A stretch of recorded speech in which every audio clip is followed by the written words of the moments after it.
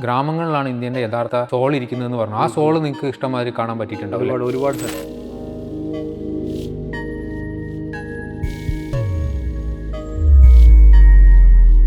അന്നാ ഞാൻ എൻ്റെ ജീവിതത്തിൽ ആദ്യമായിട്ട് വഴി വെച്ച് കാണുന്ന ഒരാളുടെ വീട്ടിൽ പോയി കിടന്നുറങ്ങുന്നത്. പിറ്റേന്ന് രാവിലെ ഒരു 6 മണിയായപ്പോൾ ഒരു ശബ്ദം കേട്ടോ എഴുന്നേക്കുന്നത്. ഇനി മുതൽ ഞാൻ ഹിച്ച് ഹൈക്ക് ചെയ്തിട്ടും അപരിചിതരായ ആളുകളുടെ വീട്ടിൽ താമസിച്ചിട്ടുമാണ് ഇനി മുതൽ എൻ്റെ യാത്രകൾ എന്ന് എപ്പോഴാണ് ഒരു തീരുമാനം എടുത്തത്? ബൈക്ക് ശരിക്കും പറഞ്ഞാൽ നമുക്കൊരു ബാധ്യതയാണ്. നിങ്ങളുടെ കയ്യിൽ ആവശ്യത്തിന് പൈസയുണ്ട്, നിങ്ങൾ ബൈക്കിൽ പോകുന്നതുകൊണ്ട് തെറ്റില്ല. അരവിന്ദിൻ്റെ പോയിന്റ് ഓഫ് വ്യൂ എന്താണ്? അതായത് ഉത്തരേന്ത്യയിലെ ആളുകൾ മോശക്കാരാണോ? ബംഗാൾ എവിടെയാണെന്നോ അല്ലെങ്കിൽ ഇതിനെക്കുറിച്ചൊരു ഐഡിയ ഇല്ലാത്ത ടീംസാണ് ഈ വിളിക്കുന്നതും ഒക്കെ. ഒരു യാത്രികൻ ഒരിക്കലും രാഷ്ട്രീയം സംസാരിക്കുന്നില്ല. അയാൾ എന്താണോ കാണുന്നത് അത് അയാൾ പുറത്തേക്ക് വിടുക മാത്രമാണ് ചെയ്യുന്നത്. എന്താണ് യഥാർത്ഥ ഗുജറാത്തിൻ്റെ യാഥാർത്ഥ്യം? ബീഹാറിനെ പറ്റി എന്താണ് അഭിപ്രായം?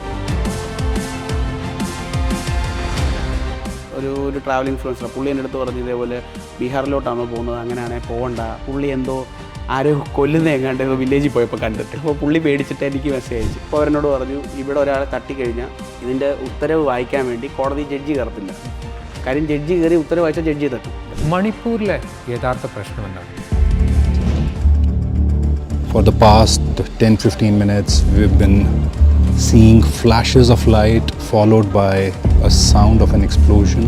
അപ്പോൾ ഇന്ത്യക്കാരെ വെച്ച് തന്നെ അവരൊരു വാർ നടത്തിക്കൊണ്ടിരിക്കുകയുള്ളൂ. 1 മണിയൊക്കെ ആയപ്പോഴത്തേക്ക് ഞാൻ ഉറങ്ങി. ആ സമയത്തേക്ക് 1 മണിയൊക്കെ ആയപ്പോൾ ഭയങ്കര സൗണ്ട്. ഞങ്ങൾ രണ്ടുപേരും എഴുന്നേറ്റ് എന്തോ പറ്റിയെന്ന് ചോദിച്ചാൽ പുള്ളി പറഞ്ഞു ന്യൂസൊന്നും കണ്ടില്ല, ഇവിടെ ഇന്നലെ ബോംബ് വീണു. സോനാഗച്ച് എന്ന് പറഞ്ഞാൽ അവിടുത്തെ റെഡ് സ്ട്രീറ്റ് ഉണ്ട്. അപ്പം അതെനിക്ക് അവിടെ ഒരു വിയറായിട്ടുള്ള എക്സ്പീരിയൻസ് ഉണ്ടായിട്ടുമുണ്ട്. ഇങ്ങനെ വരുന്നവരെ ഇവർക്ക് കണ്ടാൽ അറിയാം, ഇവർ നമ്മളെ അറ്റാക്ക് ചെയ്യാൻ ശ്രമിക്കും. ലോകത്തിലെ ഏറ്റവും വലിയ സത്യമാണ് നീ കണ്ടുകൊണ്ടിരിക്കുന്നതെന്ന് പറഞ്ഞു. അപ്പം ഞാൻ കുറച്ച് നേരം ഇങ്ങനെ ഫ്ലാഷ് ഔട്ടായി പോയി. ഞാൻ ഇങ്ങനെ എന്ത് പുള്ളി പറഞ്ഞു, എന്നിട്ട് പുള്ളി എൻ്റെ തുടയിൽ ഇങ്ങനെ തട്ടിയിട്ട് പുള്ളി അങ്ങ് പോയി. തുടക്കത്തിൽ യാത്ര ചെയ്ത അരവിന്ദും ഈ യാത്രകളൊക്കെ കഴിഞ്ഞ് തിരിച്ചു വന്ന അരവിന്ദും തമ്മിൽ എന്താണ് വ്യത്യാസം?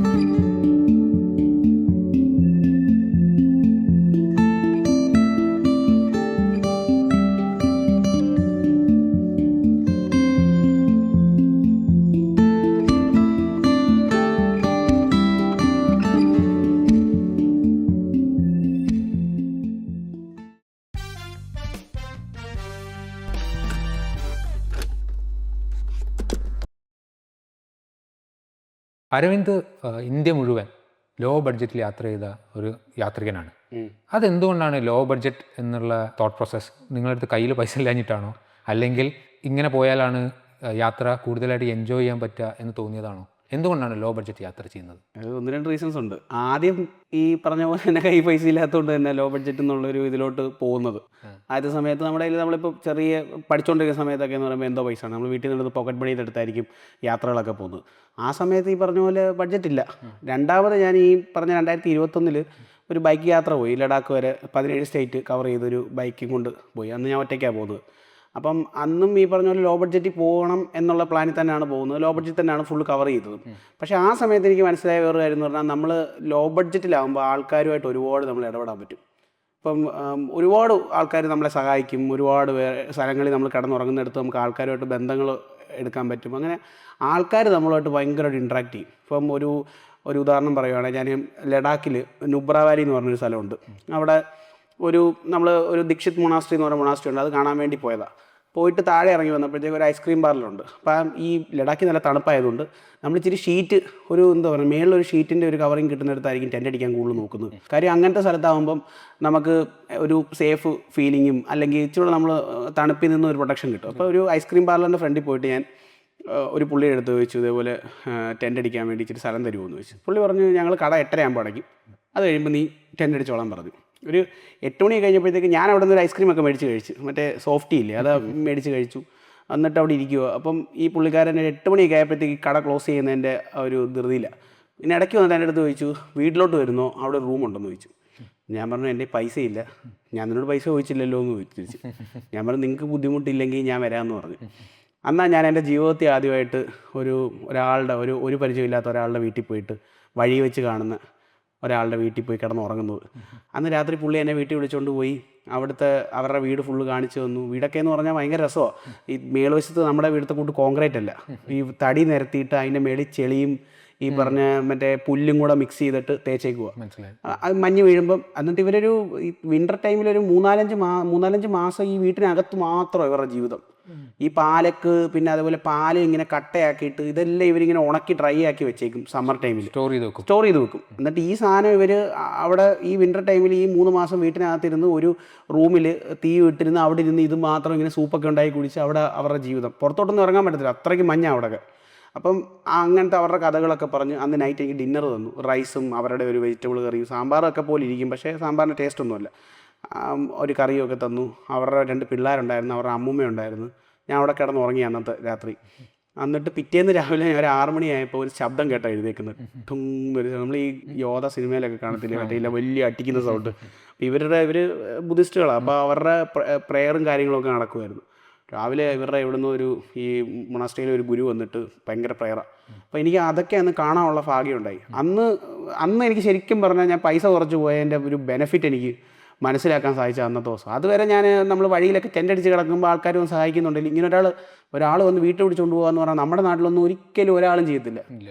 ബ്രോ ആണെങ്കിൽ ചെയ്യൂ, ഒരാളെ വഴി വെച്ച് കാണുന്ന പരിചയമില്ലാത്ത ഒരാളെ വീട്ടിൽ വിളിച്ചുകൊണ്ട് എനിക്ക് തോന്നിയിട്ടുള്ള നമുക്ക് പല ആളുകളെയും പുറത്തുനിന്ന് നമ്മൾ ടെൻ്റടിച്ച് കിടക്കുക അങ്ങനെയൊക്കെ ആൾക്കാർ ഒരു അവിശ്വാസത്തോടെയാണ് നമ്മൾ നോക്കുക കേരളത്തിൽ. ഞാൻ കണ്ടിട്ടുള്ള അങ്ങനെ ഞാൻ ഇതുവരെ എന്നോട് ഇന്നുവരെ ആരും ചോദിച്ചില്ല. നമ്മൾ കേരളത്തിലൊക്കെ യാത്ര ചെയ്യുന്നതാണല്ലോ, അപ്പോൾ നമ്മളോട് ഇന്നുവരെ വീട്ടിലേക്ക് വരുന്നോ എന്നൊന്നും ആരും ചോദിച്ചിട്ടില്ല. പിന്നെ നമ്മൾ വീട്ടിലേക്ക് പോകാറുമില്ല, നമുക്കൊരു ഭയമാണ് വേറൊരാൾ വീട്ടിലേക്ക് പോകാൻ വേണ്ടിയിട്ടുള്ളത്. എനിക്കങ്ങനെ തോന്നിയിട്ടുള്ളത്.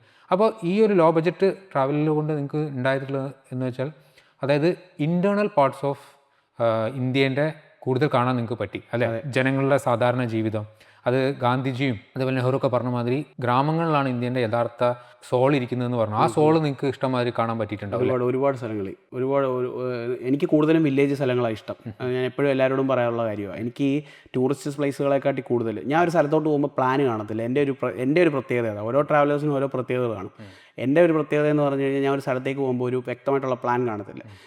ഇപ്പോൾ ഒരു സ്ഥലത്ത് പോകുമ്പോൾ ഏതെങ്കിലും 1-2 നമ്മൾ കേട്ടിട്ടുണ്ടായിരിക്കുമല്ലോ, അത് മാത്രം മനസ്സിൽ കാണത്തുള്ളൂ. അല്ലാതെ അവിടുത്തെ ഇന്ന സ്പോട്ടിൽ പോകണം ഇങ്ങനത്തെ ഒരു പ്ലാനൊന്നും കാണത്തില്ല. നമ്മൾ ഈ പറയുന്ന പോലെ ഹിച്ചേക്ക് ചെയ്തും ഒക്കെ പോകുന്ന കൊണ്ട് തന്നെ നമ്മൾ ഈ പോകുന്ന വഴിയിൽ ഒരുപാട് ആൾക്കാരെ പരിചയപ്പെടും. അവരൊരുപാട് സ്ഥലങ്ങൾ റെക്കമെൻഡ് ചെയ്യും നമുക്ക്. ഇപ്പം ചേട്ടൻ്റെ നാടിനെക്കുറിച്ച്, ബ്രോയുടെ നാടിനെക്കുറിച്ച് ബ്രോയ്ക്ക് അറിയാവുന്ന പോലെ എനിക്കറിയത്തില്ല, അതേപോലെ അവർക്കറിയാവുന്ന പോലെ അവരുടെ നാടിനെക്കുറിച്ച് നമുക്കറിയാവും. അവരാണ് കൊണ്ടുപോയി നമ്മളെ ഇടൻ ജെയിംസുകൾ കാണിച്ചു തരുന്നത്.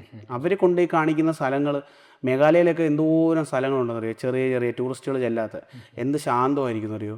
ഈ ഒത്തിരി കേട്ടിട്ടുള്ള 7 സിസ്റ്റേഴ്സ് പോലുള്ള വെള്ളച്ചാട്ടങ്ങളല്ലാതെ ഒരുപാട് ചെറിയ ചെറിയ സ്ഥലങ്ങളുണ്ട്.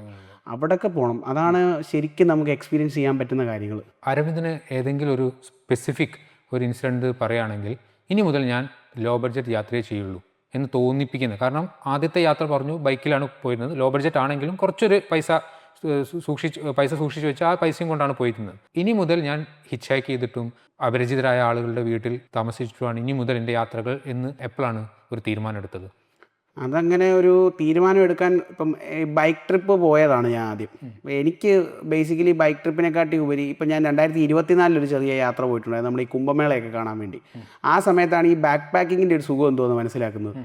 ആ സമയത്ത് എനിക്ക് മനസ്സിലായി, നമ്മൾ ഈ ബാഗ് കൊണ്ടാകുമ്പോൾ നമുക്കിത് എവിടെയെങ്കിലും ക്ലോക്ക് റൂമിൽ വെച്ചിട്ട് ആവശ്യമുള്ള സ്ഥലത്തോട്ട് കയറി ചെല്ലാൻ പറ്റും, എല്ലാ സ്ഥലങ്ങളും നമുക്ക് കാണാൻ പറ്റും, അല്ലെങ്കിൽ അങ്ങനെ നമുക്ക് നല്ലോണം എക്സ്പ്ലോർ ചെയ്യാൻ പറ്റും. മനസ്സിലായി. ബൈക്ക് ശരിക്കും പറഞ്ഞാൽ നമുക്കൊരു ബാധ്യതയാണ്. റൈഡിങ് നമുക്ക് എക്സ്പീരിയൻസ് ചെയ്യാൻ പറ്റും, ഒരു ഹൈവേ റൈഡ് പ്രോപ്പർ. ഒന്നാമത് ലോ ബഡ്ജറ്റാണ്, അതാണ് ഇതിനകത്ത് ഏറ്റവും വലിയ പ്രശ്നം. നിങ്ങളുടെ കയ്യിൽ ആവശ്യത്തിന് പൈസയുണ്ട്, നിങ്ങൾ ബൈക്കിൽ പോകുന്നതുകൊണ്ട് തെറ്റില്ല. നിങ്ങൾ അവിടെ പോകേണ്ട സ്ഥലത്ത് ചെന്നിട്ട് റൂം എടുത്ത് വണ്ടി അവിടെ വെച്ച് എല്ലാം സേഫ് ആക്കിയിട്ട് നിങ്ങൾക്ക് പോയി കാണാം. നമ്മളൊരു ടെൻറ്റും ഒരു സ്ലീപ്പിംഗ് ബാഗും മാത്രമേ ഉള്ളൂ കയ്യിൽ. ഇതാണ് നമ്മുടെ വീട്, ഫുൾ ഇതാണെന്നുള്ള രീതിയിലാണ് പോയിക്കൊണ്ടിരിക്കുന്നത്. അപ്പോൾ ഈ പോകുന്ന പോക്കിൽ ഈ പറഞ്ഞ പോലെ ഈ ടെൻ്റ് അടിച്ചിട്ട് നമ്മൾ ഈ വണ്ടി അവിടെ വെച്ചിട്ട് പോകാൻ പറ്റുമോ? ഒരിക്കലും ഇല്ല. നമുക്കിപ്പോൾ ഒരു വിശ്വാസക്കുറവ് കാണും. നമ്മുടെ ബാഗിനകത്ത് ഇത്രയും സാധനങ്ങൾ ഇരിക്കുന്നു, ഇതെല്ലാം കളഞ്ഞിട്ട് നമ്മൾ വണ്ടിയും കളഞ്ഞിട്ട് പോകാൻ ഇച്ചിരി ബുദ്ധിമുട്ടുകൾ കാണും. അപ്പം അന്ന് ഈ കുംഭമേളയ്ക്ക് പോയ സമയത്ത് എനിക്ക് മനസ്സിലായി, നമ്മളൊരു ബാഗും പാക്ക് ചെയ്തുകൊണ്ട് ഇറങ്ങുവാണെങ്കിൽ എല്ലാം നല്ല വൃത്തിക്ക് കാണാൻ പറ്റും. ഓരോ സ്ഥലത്തും ഈ ബാഗ് മാത്രമല്ലേ ഉള്ളൂ, നമുക്കതൊരു ബാധ്യതയല്ല. 20-25 കിലോ ഞാൻ അതിക്കുള്ളിൽ ക്യാരി ചെയ്യാറില്ല. 20-25 കിലോ മാക്സിമം എൻ്റെ ഒരു ഇത്. അപ്പം അത് ഇട്ടിട്ട് നമ്മൾ എവിടെ വേണമെങ്കിലും ഇറങ്ങിപ്പോകാൻ പറ്റും, എങ്ങോട്ട് വേണമെങ്കിലും നമുക്ക് പ്ലാൻ ചെയ്യാൻ പറ്റും.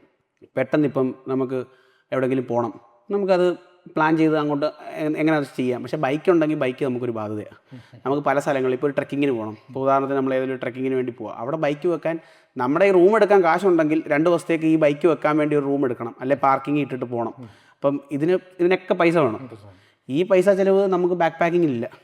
പിന്നെ ബേസിക്കലി പെട്രോൾ എക്സ്പെൻസ് ഭയങ്കര കൂടുതലാണ് ബൈക്ക് റൈഡ് ആകുമ്പോൾ.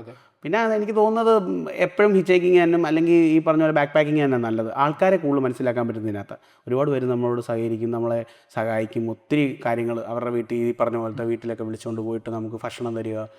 അവർ നമ്മളെ കാണുന്നത് എന്തോ ഒരു പ്രത്യേകതയുള്ള ആൾക്കാരെ പോലെ.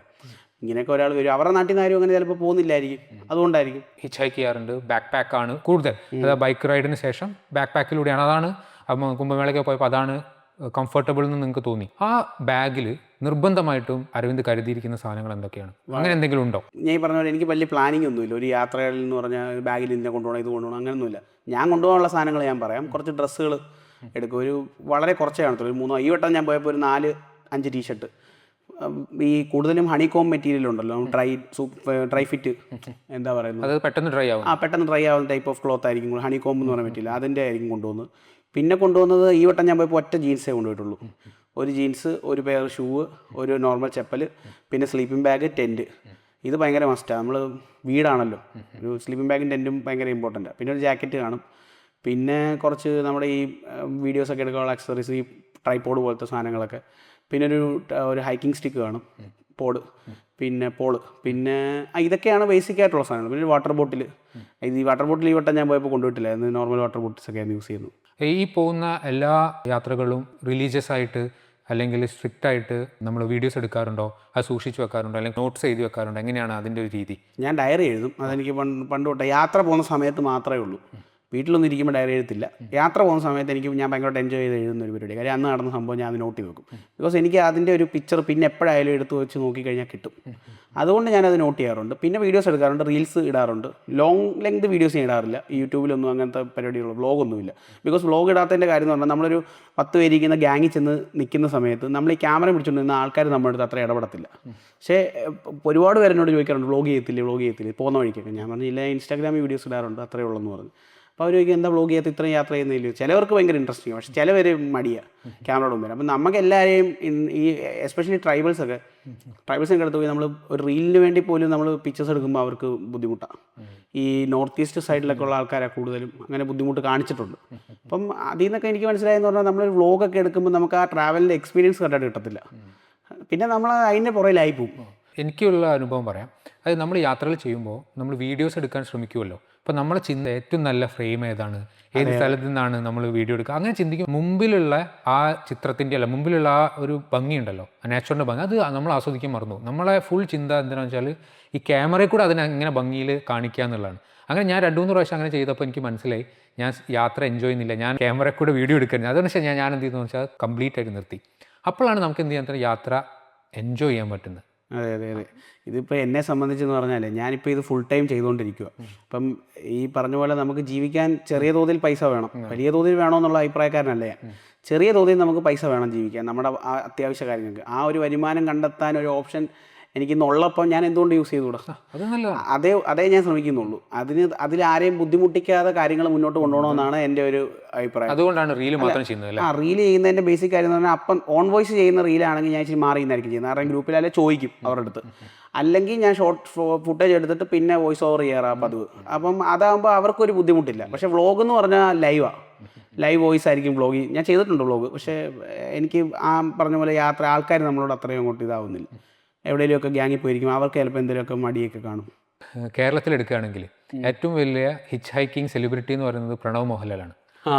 അദ്ദേഹമാണല്ലോ എല്ലാ സ്ഥലത്തും ഞാൻ എളിയ ആളായിട്ട് പോകുന്നു അങ്ങനെയൊക്കെ പറഞ്ഞിട്ട്. പിന്നെ അദ്ദേഹത്തിൻ്റെ അമ്മേൻ്റെ ഇൻ്റർവ്യൂവിൽ പറയുന്നുണ്ട്, ഏതോ ഒരു ഫാമിൽ എന്തോ പണിയൊക്കെ എടുത്തിട്ടാണ് യാത്രയ്ക്കുള്ള കാശ് കണ്ടെത്തുന്നത് എന്നൊക്കെ പറഞ്ഞു. അരവിന്ദും അങ്ങനെ തന്നെയാണോ? യാത്രകൾ പോകുമ്പോൾ എന്തെങ്കിലും ചെറിയ പണികൾ എടുത്തിട്ട് കാശ് കണ്ടെത്താറുണ്ടോ? അല്ലെങ്കിൽ അവിടെ താമസിച്ചിട്ട്, കാരണം തീരെ പൈസ ഉണ്ടാവില്ലല്ലോ ചില സമയത്ത്, ആ ഒരു ഫണ്ട് കണ്ടെത്തുന്നത് എങ്ങനെയാണ്?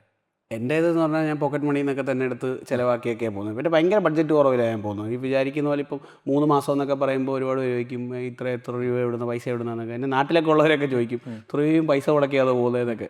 പക്ഷേ ഈ 3 മാസം കഴിഞ്ഞ യാത്രയ്ക്ക് 20,000 രൂപ എനിക്ക് ചിലവായിട്ടുള്ളായിരുന്നു മൊത്തത്തിൽ. ഈ പറഞ്ഞ പോലെ ജോലിക്കൊന്നും ഇതുവരെ ഞാൻ എടുത്തിട്ടില്ല. പക്ഷേ എൻ്റെ ഒരു അടുത്ത സുഹൃത്തുണ്ട്, നല്ലൊരു ട്രാവലർ. ആൾ 2 വർഷമായിട്ട് സൈക്കിൾ ചെയ്യുക. ഇന്ത്യയിൽ മൊത്തത്തിൽ സൈക്കിൾ ചെയ്തുകൊണ്ടിരിക്കുക. ആളുടെ പേര് അഷ്കർ എന്നാണ്. പക്ഷേ ഞാൻ ആളെ നേരിട്ട് വരെ കണ്ടിട്ടില്ല. ഞാൻ വളരെ ഇതായിട്ടൊരു നമ്മുടെ സിൽച്ചർ എന്ന് പറഞ്ഞ് ആസാമിലൊരു സ്ഥലത്ത് പോയി പെട്ടപ്പോൾ അവിടെ വെച്ച് ഒരു മലയാളി അവിടെ വന്നിട്ടുണ്ടായിരുന്നെന്നും പറഞ്ഞ് അവിടെ ഉള്ള ഒരു ആളെനിക്ക് നമ്പർ തന്ന് കോൺടാക്ട് ചെയ്തതാണ് പുള്ളിയായിട്ട്. പുള്ളി എന്നെ ഭയങ്കരമായിട്ട് അത്ഭുതപ്പെടുത്തിയ മനുഷ്യനാണ്. 2 വർഷമായിട്ട് പുള്ളി യാത്ര ചെയ്യുക.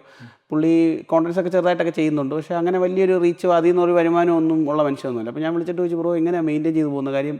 എനിക്ക് തന്നെ ഇപ്പോൾ 3 മാസമായിട്ട് എനിക്ക് അങ്ങനത്തെ തന്നെ ബുദ്ധിമുട്ടുകൾ ഞാൻ ഫേസ് ചെയ്യുന്നുണ്ട് 3 മാസം നമ്മൾ യാത്ര ചെയ്തിട്ട് തന്നെ. അപ്പോൾ പുള്ളി എന്നോട് പറഞ്ഞു, ഞാൻ ഈ പോകുന്ന വഴിക്കൊക്കെ എവിടെയെങ്കിലും ഹോട്ടലുകളിലൊക്കെ ജോലി ചെയ്യും. ഞാൻ അങ്ങനെയൊക്കെയാണ് ഇത് ചെയ്യുന്നത്. 2023 അങ്ങോട്ട് ഇറങ്ങിയതാണ്. അത് കഴിഞ്ഞ് ഇടയ്ക്കൊന്ന് വന്നു. ഇപ്പോൾ ഈ യാത്ര പോയിട്ട് 22 മാസമായി പുള്ളി വീട്ടിൽ നിന്ന് ഇറങ്ങിയിട്ട്. എന്നെ അതുപോലത്തെ ഒരുപാട് യാത്ര ചെയ്യലുണ്ട്. നമ്മളൊക്കെ ചെയ്തതിനെക്കാട്ടി ഭയങ്കര വലിയ യാത്ര ചെയ്യുന്ന ആൾക്കാരുണ്ട്.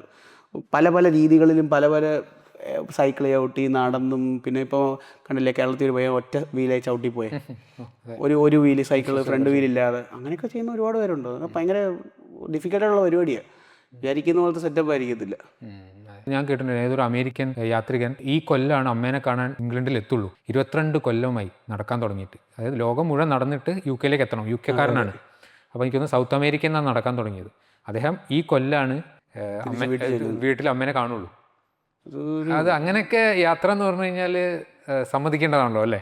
അതൊക്കെ ഓരോരുത്തരും ഓരോ രീതിയാണ്. ചിലവർക്ക് ഇതിലൊരു ഭ്രാന്താണ്. അപ്പം എന്നെ സംബന്ധിച്ചെന്ന് പറഞ്ഞാൽ എനിക്ക് എൻ്റെ ഒരു പാഷനായിരുന്നു ഈ സംഭവം. എനിക്ക് ഞാൻ ഒരിക്കലും മടുക്കാതെ ചെയ്തുകൊണ്ടിരിക്കുന്ന ഒരേ ഒരു പണി ഇതാണ്.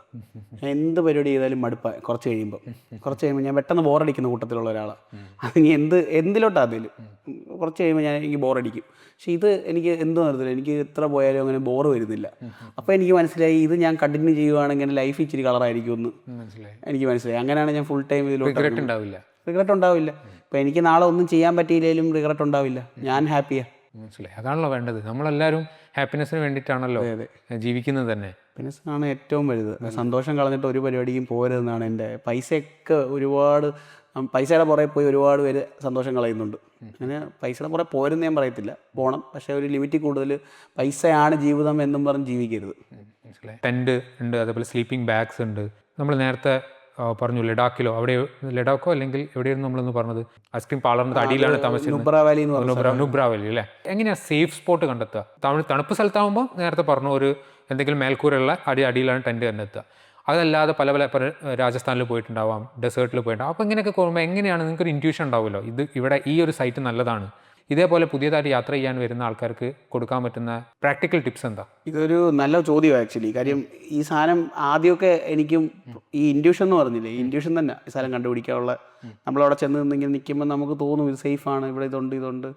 ഇത് എക്സ്പീരിയൻസ് കൊണ്ട് വരുന്നതാണ്. എനിക്ക് അതിനൊരു കറക്റ്റ് ആൻസർ തരാൻ പറ്റുന്നില്ല. കാര്യം ഞാൻ കൂടുതൽ പെട്രോൾ പമ്പുകളിലാണ് ടെൻറ്റ് അടിക്കാറുള്ളത്. ഭയങ്കര സേഫാണ്. പെട്രോൾ പമ്പ് ക്യാമറയുണ്ട്, അവിടുത്തെ സ്റ്റാഫുകളുണ്ട്, അങ്ങനെയുള്ള സ്ഥലങ്ങൾ. പിന്നെ ഫോറസ്റ്റ് ഏരിയയിലോട്ടൊക്കെ പോകുമ്പോഴാണ് നമ്മൾ ഈ പറഞ്ഞ സംഭവം നോക്കേണ്ടത്.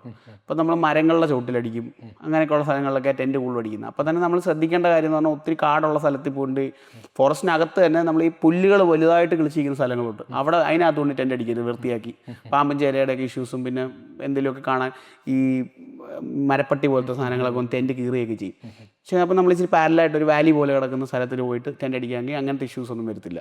ഫോറസ്റ്റിനകത്തൊക്കെ പോകുമ്പോൾ ശ്രദ്ധിക്കേണ്ട കാര്യം ഇതാണ്. പുറത്താണെങ്കിൽ ഓൺ റോഡാണെങ്കിൽ നമുക്ക് ധാബകൾ, അതേപോലെ പെട്രോൾ പമ്പുകൾ, പിന്നെ അമ്പലങ്ങൾ, പിന്നെ ഗുരുദ്വാരയിൽ നമുക്ക് റൂമൊക്കെ കിട്ടും. റൂമും ഭക്ഷണവും ഒക്കെ ഫ്രീ ആയിട്ട് കിട്ടുന്ന ഇന്ത്യയിലെ ഒരു സ്ഥലമാണ് ഗുരുദ്വാര.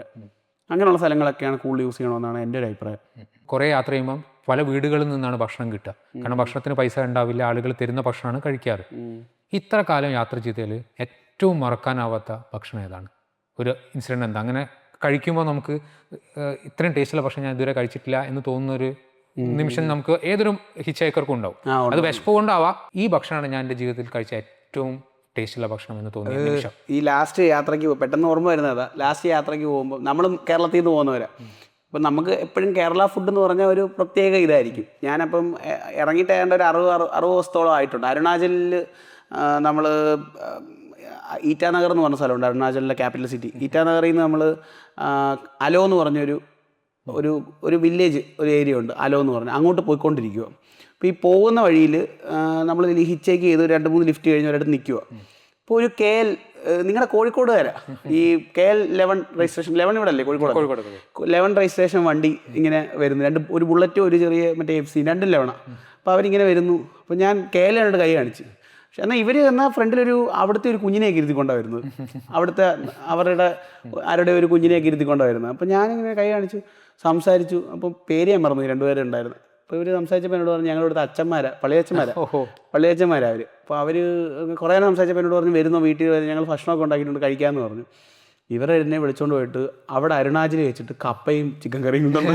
ഞാൻ ഈ സാധനം എൻ്റെ ജീവിതത്തിൽ മറക്കത്തില്ല. ബിക്കോസ് അതിൻ്റെ ടേസ്റ്റ് അന്ന് എനിക്ക് ആ കിട്ടിയ ടേസ്റ്റ് എന്ന് പറഞ്ഞു കഴിഞ്ഞാൽ കപ്പ 60-70 ദിവസമായിട്ടുണ്ട് അന്ന് ഞാൻ വീട്ടിൽ നിന്ന് ഇറങ്ങിയിട്ട്. ഒറ്റ വട്ടം പോലും കേരള ഫുഡ് കഴിച്ചിട്ടില്ല.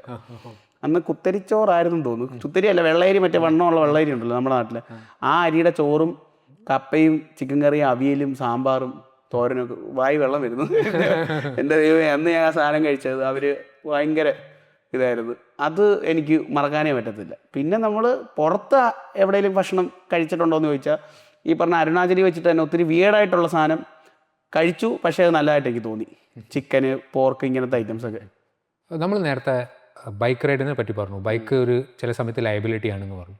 അപ്പോൾ നിങ്ങൾ ഈ ബൈക്ക് റൈഡിൽ പോകുമ്പോൾ എന്തെങ്കിലും ബുദ്ധിമുട്ടുകൾ ഉണ്ടായിട്ടുണ്ടാവും? കാരണം സ്വന്തം ബൈക്കാണല്ലോ. അപ്പം എന്തെങ്കിലും പ്രശ്നം ഉണ്ടായാൽ എങ്ങനെയാണ് അത് അങ്ങനെ തരണം ചെയ്യുക? കുറേ ആളുകൾ ഇപ്പോൾ ബൈക്കിൽ ഇന്ത്യ മുഴുവൻ ചുറ്റുന്നുണ്ട്. അപ്പോൾ എനിക്കും അങ്ങനെ പോകണമെന്ന് ആഗ്രഹമുള്ള ആളാണ്. പക്ഷേ എൻ്റെ ഏറ്റവും വലിയ കൺസേൺ എന്ന് വെച്ചാൽ ബൈക്കിന് എന്തെങ്കിലും കേട് പറ്റി കഴിഞ്ഞാൽ എന്ത് ചെയ്യും എന്നുള്ളതാണ്. അപ്പോൾ അങ്ങനെ എന്തെങ്കിലും അനുഭവം ഉണ്ടായിട്ടുണ്ടോ? ഇതെല്ലാം ഇതിൻ്റെ ഭാഗമാണ്. നമ്മൾ ഈ യാത്രകളുടെ ബൈക്കിൽ റൈഡ് പോകുക എന്ന് പറഞ്ഞാൽ രണ്ടും കൽപ്പിച്ചുള്ള പോക്കാം. ഒന്നാമതെ ഒറ്റയ്ക്കും കൂടെ. ഇപ്പോൾ ഗ്രൂപ്പ് റൈഡ് ആണെങ്കിൽ അതിനകത്ത് നമുക്ക് വേറെ വണ്ടി കാണും. റോയൽ എൻഫീൽഡൊക്കെ ഗ്രൂപ്പ് റൈഡൊക്കെ നടത്തുന്നുണ്ട്. അതിനകത്തെന്ന് പറഞ്ഞാൽ അവരുടെ ഒരു വണ്ടി കാണും. അതിൻ്റെ പുറകെ നമ്മളൊരു 10-50 വണ്ടി ഇങ്ങനെ പോകുന്നു. എന്ത് പറ്റി അതിനകത്ത് കയറ്റി വെച്ച് കൊണ്ടുപോകാനുള്ള ഫെസിലിറ്റീസൊക്കെ ഉണ്ട്. ഒറ്റയ്ക്ക് പോകുമ്പം എന്താണ് അടുത്ത് നടക്കാൻ പോകുന്നതെന്ന് ഒരു പിടുത്തമില്ലാത്ത യാത്രകളായിരിക്കുമല്ലോ. ഇപ്പം ഈ പറഞ്ഞ പോലെ വണ്ടിക്ക് ഒരു വട്ടം ഒരു പണി കിട്ടി എനിക്ക്. ഛത്തീസ്ഗഡ് വെച്ചിട്ടാണ് കിട്ടും. ഛത്തീസ്ഗഡ് എന്ന് പറഞ്ഞാൽ അന്ന് 2021 എന്ന് പറഞ്ഞാൽ മാവോയിസ്റ്റ് നെക്സൽസ് നിറഞ്ഞു കിടക്കുന്ന കാലമാണ്. ഭയങ്കരമായിട്ട് അവിടെ അവരുടെ ശല്യങ്ങളൊക്കെ ഉള്ള സമയമാണ്. അപ്പം നാഗ്പൂരിൽ നിന്ന് നമ്മൾ ഛത്തീസ്ഗഡിലോട്ട് കയറുകയാണ്. ഒരു 200 കിലോമീറ്ററോളം. എനിക്ക് പക്കാഞ്ചൂർ എന്ന് പറഞ്ഞ സ്ഥലത്തോട്ടാണ് പോകേണ്ടത്.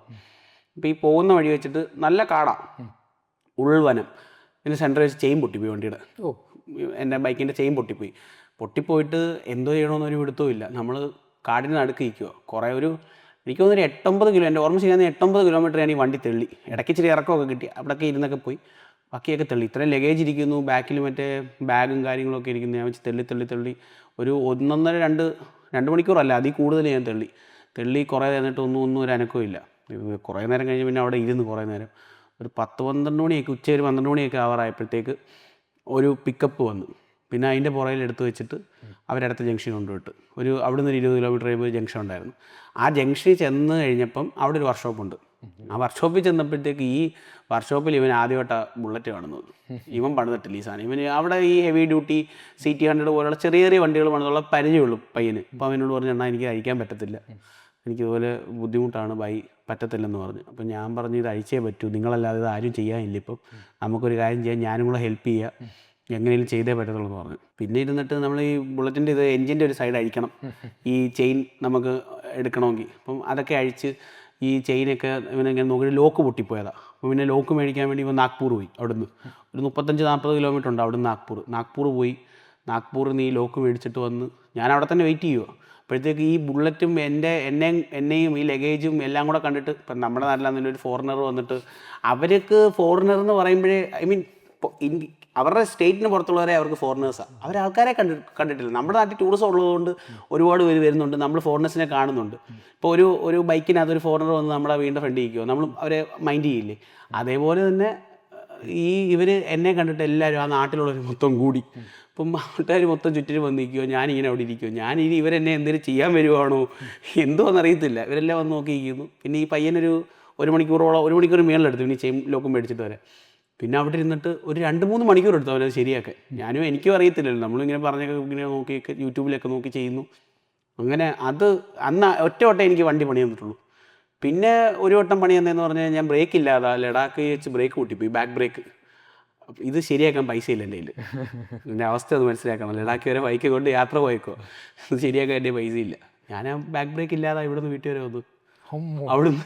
ഫ്രണ്ട് ബ്രേക്ക് പിടിച്ച് മാത്രമോ? ഫ്രണ്ടും ഗിയർ, എഞ്ചിൻ ബ്രേക്കിംഗ് എന്ന് പറഞ്ഞ സംഭവം. ഗിയർ മാറ്റിയിട്ട് ഗിയർ ഡൗൺ ചെയ്ത് നമ്മൾ എഞ്ചിൻ ബ്രേക്കിങ്ങും ബാക്ക് ബ്രേക്ക് പിടിക്കാതെ എഞ്ചിൻ ബ്രേക്കിങ്ങും ഫ്രണ്ട് ബ്രേക്കും മാത്രം ഉപയോഗിച്ചാൽ ഞാൻ ലഡാക്കിൽ നിന്ന് പാങ്കോങ്ങിലേക്ക് കേട്ടിട്ടില്ലേ, ലഡാക്കിൽ അവിടെ വെച്ച് പൊട്ടിയതാണ്.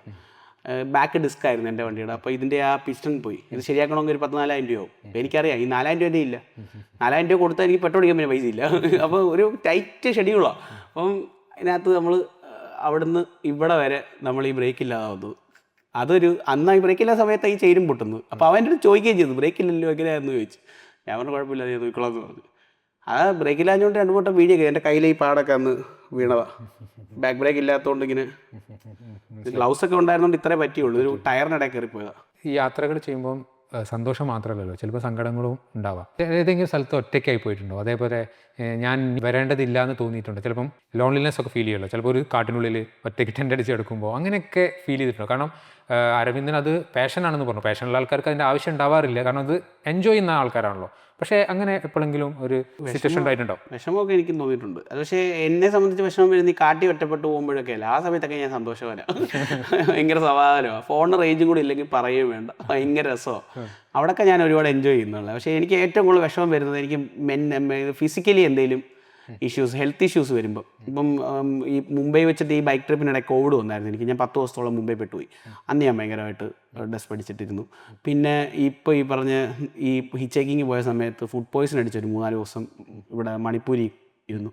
ആ സമയത്ത് ഇങ്ങനെയുള്ള സമയങ്ങളിലൊക്കെ എനിക്ക് ഈ പറഞ്ഞ ഒരു പ്രത്യേക ഒരു വിഷമം തോന്നാറുണ്ട്. മനസ്സിനൊരു ഭാരം പോലെ തോന്നാറുണ്ട്. എന്തെങ്കിലും നമ്മൾ വീട്ടിലുണ്ടായിരുന്നെങ്കിൽ നമ്മളെ ടേക്ക് കെയർ ചെയ്യുന്ന ആൾക്കാരുണ്ടല്ലോ, അപ്പോൾ അതില്ലാത്തതിൻ്റെ ഒരു ബുദ്ധിമുട്ട്. അല്ലാതെ എനിക്ക് ഈ കാട്ടിപ്പെടുമ്പോഴൊന്നും അങ്ങനത്തെ പ്രശ്നങ്ങളൊന്നുമില്ല. നേരത്തെ പറഞ്ഞതിനോട് അനുബന്ധമായിട്ട് ചോദിക്കുകയാണ്. ഇപ്പം ഫുഡ് പോയ്സൺ പറഞ്ഞു, കോവിഡ് വന്നു, പൈസ കയ്യിലില്ലല്ലോ. അപ്പോൾ എങ്ങനെയാണ് മരുന്ന് അങ്ങനത്തെ കാര്യങ്ങളൊക്കെ ചെയ്യുക? എങ്ങനെയാണ്? ഞാൻ ഹോസ്പിറ്റലിൽ പോയിട്ടില്ല. കോവിഡ് വന്നു പറഞ്ഞത് ആക്ച്വലി ചെക്ക് ചെയ്തു. കാര്യം അവിടെ ഒരു ക്ലിനിക്ക്, മഹാരാഷ്ട്രയിലൊരു ഗവൺമെൻറ് ക്ലിനിക്കിലാണ് പോയത്. ഈ ക്ലിനിക്കിൽ പോയിട്ട് അവിടെ വെച്ചിട്ട് അവർ ചെക്ക് ചെയ്തപ്പം അതിനകത്ത് കോവിഡ് പോസിറ്റീവാന്ന് പറഞ്ഞു. പക്ഷേ അതിനകത്ത് അവർ പാരസെറ്റമോൾ മാത്രമേ എഴുതുന്നുള്ളൂ, വലിയ പേയ്മെൻ്റ് ഒന്നും ആയില്ല അന്ന്. പിന്നെ അങ്ങനെ ഈ ഫുഡ് പോയ്സൺ അടിച്ചപ്പോഴൊക്കെ എന്ന് പറഞ്ഞാൽ ഞാൻ മറ്റേ ലെമൺ ടീ കുടിച്ചൊക്കെ തന്നെ മാറ്റിയത്. ഹോസ്പിറ്റലൊന്നും പോയിട്ടൊന്നും ഇല്ലായിരുന്നു. അവിടെ ആരും ഹോസ്പിറ്റലിൽ പോകാറില്ല ബേസിക്കലി. ഇല്ല, കർഫ്യൂ സമയം ഞാൻ പറഞ്ഞില്ലേ, മണിപ്പൂരിലൊരു ഇഷ്യൂ വന്നു, ഞാൻ പെട്ട് അവിടെ കുറച്ച് നാൾ നിന്നു. ആ സമയത്താണ് ഈ ഫുഡ് പോയ്സൺ അടിക്കുന്നത്. അപ്പോൾ അവിടെ ഹോസ്പിറ്റലിൽ പോയിട്ട് ഒരു ഭക്ഷണം കഴിക്കാൻ ഒരു കട പോലും തുറന്നിട്ടില്ല. ആ സമയത്ത് ഫുഡ് പോയ്സൺ കൂടെ വരുന്നത്. പിന്നെ ഒരു വട്ടം എന്നെ ജമ്മുവിൽ വെച്ചിട്ട് എലി കടിച്ചിട്ടുണ്ടായിരുന്നു. ഒരു വട്ടം എലി കടിച്ചു. അന്ന് ഒരു 7-8 വട്ടം എൻ്റെ ബ്ലഡ് എടുത്ത് ചെക്ക് ചെയ്തു, മറ്റേ ക്ലോട്ട് ആവുന്നുണ്ടോ ഇല്ലയോ എന്നുള്ളത്. അന്ന് ജമ്മു മെഡിക്കൽ കോളേജിൽ പോയപ്പോൾ ഭയങ്കര ഒരു അടിപൊളി ഒരു ഹോസ്പിറ്റലാണ് ജമ്മു മെഡിക്കൽ കോളേജ്. എനിക്ക് ഭയങ്കരമായിട്ട് അത്ഭുതം തോന്നി. നമ്മുടെ നാടിനെ നോക്കുമ്പോൾ ഭയങ്കര വൃത്തിയും കൂടുതലുള്ള സ്ഥലമായിട്ട് എനിക്ക് തോന്നിയായിരുന്നു. ഇത് 3 എനിക്ക് ഹെൽത്ത് ഇഷ്യൂസ് വന്നിട്ടുള്ളത്. അല്ല, ജമ്മു മെഡിക്കൽ കോളേജിൽ ഫ്രീ ആണോ ചികിത്സയൊക്കെ? ഫ്രീ. 5 രൂപയുടെ OP ടിക്കറ്റ് എടുത്താൽ മതി, ഫ്രീയാണ്. ബാക്കി മൊത്തം എനിക്ക് വാക്സിൻ എടുത്തായിരുന്നു 8 വട്ടോ 7 വട്ടോ, എൻ്റെ ഓർമ്മ ശരിയാണ്. ഓരോ മണിക്കൂർ ഇടവിട്ട് 7 വട്ടം ഞാൻ അവിടെ തന്നെ ഒരു കട്ടിലെ എന്നെ കിടത്തിയേക്കുമായിരുന്നു. 7 വട്ടം ബ്ലഡ് എടുത്തു. എന്നിട്ട് ക്ലോട്ടിങ്, നമ്മുടെ ബ്ലഡിന് ക്ലോട്ടിങ് പോയിൻറ്റ്സ് ഉണ്ട്. അപ്പോൾ അതിങ്ങനെ ചെക്ക് ചെയ്യും ഓരോ വട്ടവും. ഓക്കെ ആണെന്ന് അറിഞ്ഞിട്ട് അവരെന്നെ വിട്ടത്. അത്രയും എനിക്ക് ഒരു ഇത് തന്നു. ഒരു എലി കടിച്ചതിൻ്റെ പേര് എനിക്ക് തോന്നുന്നില്ല നമ്മുടെ നാട്ടിലൊന്നും ഇത്ര ട്രീറ്റ്മെൻറ്റ് കിട്ടുമെന്ന്. അതൊരു പുതിയ അറിവാണ്. കാരണം എന്ന് വെച്ചാൽ നമ്മളെപ്പോഴും ജമ്മു കാശ്മീരിനൊക്കെ പറ്റി നോക്കുമ്പോൾ ഭയങ്കരമായിട്ട് പ്രശ്നങ്ങളുള്ള സ്ഥലം, അതേപോലെ വലിയ ഡെവലപ്മെൻ്റ് ഇല്ല. പക്ഷേ ഒരു 5 രൂപേൻ്റെ OP ടിക്കറ്റിൽ നല്ല ചികിത്സ കിട്ടുമെന്ന് പറയുന്നത് പുതിയ അറിവ് കിട്ടിയതാണ്. എനിക്ക് ജമ്മുവിൽ കിട്ടിയ കാര്യമായത്. പക്ഷേ എനിക്ക് ജമ്മു കാശ്മീർ എന്ന് പറയാതെ ജമ്മുവിനെയും കാശ്മീരിനെയും സെപ്പറേറ്റ് ആയിട്ട് പറയുവാണെങ്കിൽ ഞാൻ അതിന് ഒപ്പീനിയൻ ഞാൻ എസ് പറയും. പക്ഷേ കാശ്മീരെ ചോദിക്കുമ്പോൾ എനിക്ക് കാശ്മീരിൽ നല്ല സ്ഥലമാണ്. കാശ്മീർ കാണാൻ ഭയങ്കര മനോഹരമാണ്. പക്ഷെ ആൾക്കാരുടെ സമീപനം അത്ര നല്ലതായിട്ട് എനിക്ക് തോന്നിയിട്ടില്ല. കാശ്മീരിൽ ഓപ്പണായിട്ട് നമ്മുടെ അടുത്ത് കാസ്റ്റ് ചോദിക്കുക, ഇങ്ങനെയൊക്കെയുള്ള ഒരു ഇഷ്യൂസൊക്കെ ഞാൻ ഫേസ് ചെയ്തിട്ടുണ്ട്. അത് കാശ്മീരിൽ ഡാൽ ലേക്ക് എന്ന് പറഞ്ഞ ഇതിൽ ഒരു പുള്ളിക്കാരൻ, പേരൊന്നും എനിക്ക് എടുത്ത് പറയാൻ താല്പര്യപ്പെടുന്നില്ല. അതൊരു നമ്മൾ സംസാരിക്കാൻ പാടില്ല ആക്ച്വലി. എന്നാലും പുള്ളി എൻ്റെ അടുത്ത് കാസ്റ്റ് ചോദിച്ചു. പുള്ളിയുടെ റൂമിൽ കൊണ്ടുപോയിട്ട് ഏതാ കാസ്റ്റ് എന്ന് ചോദിക്കുന്നത്. ഓപ്പണായിട്ട് അങ്ങനെ ഒരാളടുത്ത് കാസ്റ്റ് ചോദിക്കുന്നത് ശരിയായിട്ടുള്ളൊരു ഇതാണെന്ന് എനിക്ക് തോന്നുന്നില്ല.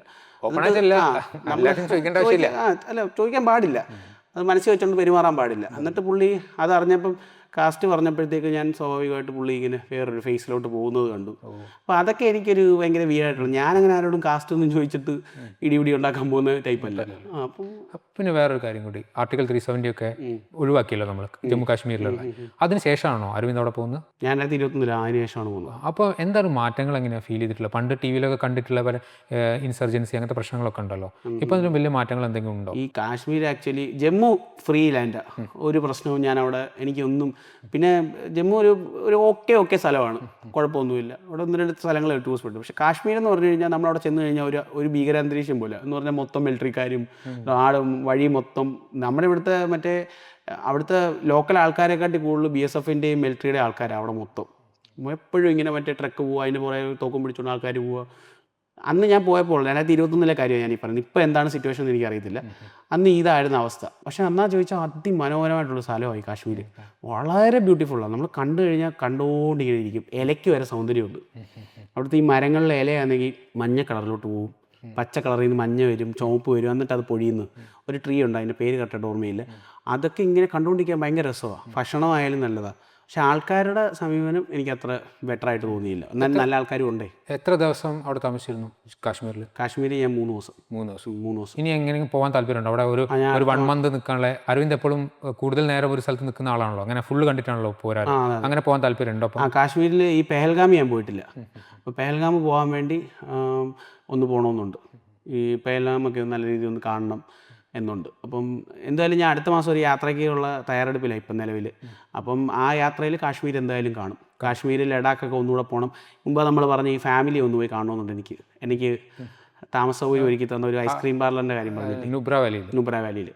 പുള്ളിക്കാരെയും അവരുടെ ഫാമിലി ഞാനിപ്പോഴും കോൺടാക്ട് ഉണ്ട്. അവരുടെ നമ്പരൊക്കെ എൻ്റെ ഉണ്ട്. എനിക്ക് അവരെ ഒന്ന് കാണണമെന്നുണ്ട്. അവർക്ക് എന്തെങ്കിലും ഗിഫ്റ്റൊക്കെ കൊടുക്കണമെന്നുണ്ട്. ഈ ലഡാക്ക് എന്ന് പറഞ്ഞു കഴിഞ്ഞാൽ ഭയങ്കര ഉയർന്ന സ്ഥലമാണല്ലോ, ഹൈ ആൾട്ടിറ്റ്യൂഡ്. അങ്ങനത്തെ ഏരിയകളൊക്കെ അരവിന്ദ് കുറേ സ്ഥലത്ത് പോയിട്ടുണ്ടല്ലോ. ഹൈ ആൾട്ടിറ്റ്യൂഡ് സിക്നസ് അങ്ങനത്തെ കാര്യങ്ങളൊക്കെ എങ്ങനെയാണ് ഹാൻഡിൽ ചെയ്യാറ്? ആൾട്ടിറ്റ്യൂഡ് സിക്നസ് ഈ പറഞ്ഞ പോലെ അങ്ങനെ പേടിച്ചൊന്നും ഞാനങ്ങനെ എൻ്റെ ഒരു സ്വഭാവം അങ്ങനെ പേടിച്ചൊന്നും അവിടെ പോയാൽ ഇത് പറ്റും അത് പറ്റും അങ്ങനത്തെ പേടിയൊന്നും ഇല്ലാത്ത പോകുന്ന ഒരാളാണ് ഞാൻ. പക്ഷേ എന്നാലും അതുകൊണ്ട് എനിക്ക് ഒത്തിരി പണികൾ കിട്ടാറുമുണ്ട്. അതിലൊന്നാണ് ഇപ്പോൾ ഈ പറഞ്ഞ ആൾട്ടിറ്റ്യൂഡ് സിക്നസ് എന്ന് പറഞ്ഞ സംഭവം. ഈ ഓക്സിഡൈസ് അങ്ങനെയാണ്ട് ഒരു ടാബ്ലറ്റ് ഉണ്ട്, നമ്മൾ ഈ ഓക്സിജൻ്റെ ലെവൽ കൺട്രോൾ ചെയ്യാൻ വേണ്ടി കഴിക്കുന്നത്. അത് കഴിച്ചിട്ട് വേണം കയറാനെന്നാണ് പറയുന്നത് അങ്ങോട്ടൊക്കെ പോകുമ്പോൾ. നമ്മൾ പോയി 2 ദിവസം താമസിച്ചിട്ട് കർദുംഗല എന്ന് പറഞ്ഞ പാസ്സുണ്ട്. അന്ന് ഞാൻ പോകുന്ന സമയത്ത് ഹയസ്റ്റ് മോട്ടോർ റോഡാണ്. ഇപ്പോൾ ഉംലിംഗില എന്ന് പറഞ്ഞ വേറൊരു മോട്ടോർ റോഡ് വന്നിട്ടുണ്ട്. അപ്പോൾ ഈ പോകുന്ന സമയത്ത് അവിടെ ചെന്ന് നമ്മൾ ബൈക്ക് കൊണ്ട് നിർത്തുന്നു, ഒരു 5-6 മിനിറ്റ് അവിടെ നിൽക്കുന്നു. അവിടെ ഒരു 5 മിനിറ്റുള്ളിൽ നിൽക്കരുത് എന്നുള്ള ഒരു പ്ലാനിലാണ് പോകുന്നത്. പക്ഷേ അവിടെ ചെന്ന് സന്തോഷം കൊണ്ട് നമ്മൾ ഒത്തിരി നേരം അവിടെ നിന്ന് കുറേ നേരം നിന്നപ്പോഴത്തേക്ക് എൻ്റെ മൂക്കിൽ നിന്ന് ബ്ലഡ് വരാൻ തുടങ്ങി. ഒരു മൂക്കിൽ നിന്ന് ബ്ലഡ് ഇങ്ങനെ കുടുകൂടാന്ന് ഒഴുകുമോ, അല്ലെങ്കിൽ ഇങ്ങനെ ഡ്രോപ്പായിട്ട് ഒരെണ്ണം വീഴും, 2 മിനിറ്റ് കഴിയുമ്പോൾ പിന്നെയും വരും, ഇങ്ങനെ ബ്ലഡ് വന്നുകൊണ്ടിരിക്കുമോ. അന്ന് വരാൻ തുടങ്ങിയ ബ്ലഡ് ഒരു 4 ദിവസം കണ്ടിന്യൂസ് ബ്ലഡ് വന്നു. ഞാൻ കാര്യം ഹൈ ആൾട്ടിറ്റ്യൂഡിൽ തന്നെ ആയിരുന്നു. കർദുംഗലയിൽ നിന്ന് നുബ്ര പോയി, നുബ്രയിൽ നിന്ന് പാങ്കോങ് പോയി, കറോ എന്ന് പറഞ്ഞ സ്ഥലമുണ്ട്, അവിടെ വരുന്നിടം വരെ ബ്ലഡ് വന്നുകൊണ്ടിരിക്കുമായിരുന്നു. അപ്പോൾ അത് എനിക്കൊരു ബുദ്ധിമുട്ട് അന്ന് അവിടെ ഉണ്ടായത്. പക്ഷേ അതൊന്നും നമ്മൾ ഈ സ്ഥലത്തിൻ്റെ ഭംഗിയും ആൾക്കാരുടെ ഒരു ഇതൊക്കെ കൊണ്ട് നമ്മളിതൊക്കെ അങ്ങ് മറന്ന യാത്ര ചെയ്യുക എന്നുള്ളത്. അരവിന്ദ് 28 സംസ്ഥാനങ്ങൾ ഫുള്ള് കംപ്ലീറ്റ് ചെയ്ത ആളാണല്ലോ. ഞാനും ഉത്തരേന്ത്യയിൽ പലതവണ യാത്ര ചെയ്തിട്ടുണ്ട്.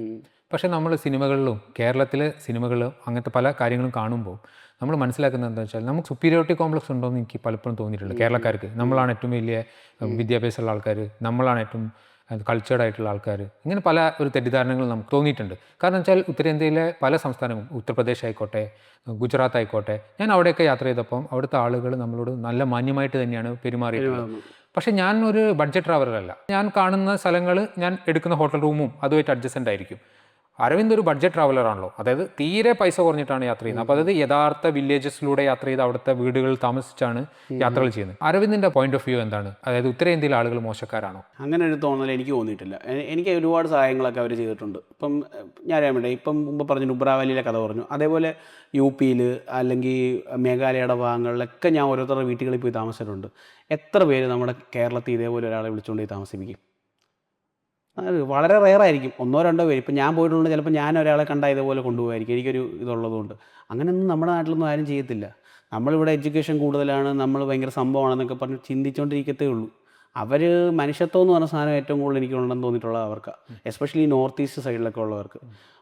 അവരൊക്കെ എന്ന് പറഞ്ഞാൽ എന്ത് അടിപൊളിയായിട്ടാണ് അവർ മനുഷ്യനടുത്ത് പെരുമാറുന്നത് അറിയാം. നമ്മളെ അവർ കളിയാക്കുന്നില്ലല്ലോ. നമ്മളിവിടെ പണിക്ക് വരുന്നവനെ ബംഗാളി, ജാർഖണ്ഡിൽ നിന്നും UP നിന്നും വരുന്നവനെ ആയിരിക്കും ഈ ബംഗാളി എന്ന് വിളിക്കുന്നത്. ബംഗാൾ എവിടെയാണെന്നോ അല്ലെങ്കിൽ ഇതിനെക്കുറിച്ചൊരു ഐഡിയ ഇല്ലാത്ത ടീംസാണ് ഈ വിളിക്കുന്നതും ഒക്കെ. അപ്പം അതിനൊന്നും അത്ര എനിക്ക് അവിടുത്തെ ആൾക്കാരോട് എനിക്കൊരു ഇതും തോന്നിയിട്ടില്ല. നല്ല സ്വഭാവമാണ് അവിടുത്തെ ആൾക്കാർ. നമ്മളെങ്ങനെ നിൽക്കുന്നു അതനുസരിച്ച് അവരും നമ്മൾ നിൽക്കുന്നു. നമ്മളിപ്പോൾ അവിടെ പോയിട്ട് അവൻ്റെ അടുത്ത് ഫൈറ്റ് ചെയ്യാൻ നിൽക്കുമ്പോൾ അവനും നമ്മുടെ അടുത്ത് ഫൈറ്റ് ചെയ്യാൻ നിൽക്കും. കുറച്ച് ഇഷ്യൂസൊക്കെ ഉണ്ടായിട്ടുണ്ടെന്നും പറഞ്ഞ് ഒരു ജനതയെ മൊത്തത്തിൽ നമ്മൾ അടച്ചാക്ഷേപിക്കുന്നത് ശരിയല്ല. സന്തോഷ് ജോർജ് കൊളങ്ങര സർദാർ വല്ലഭായ് പട്ടേലിൻ്റെ ഒരു പ്രതിമ വെച്ചതിനെ പറ്റി ഒരു വീഡിയോ ഇട്ടുണ്ടായിരുന്നു. അപ്പോൾ അതിൻ്റെ അടിയിൽ വെറും കമൻസാണ്.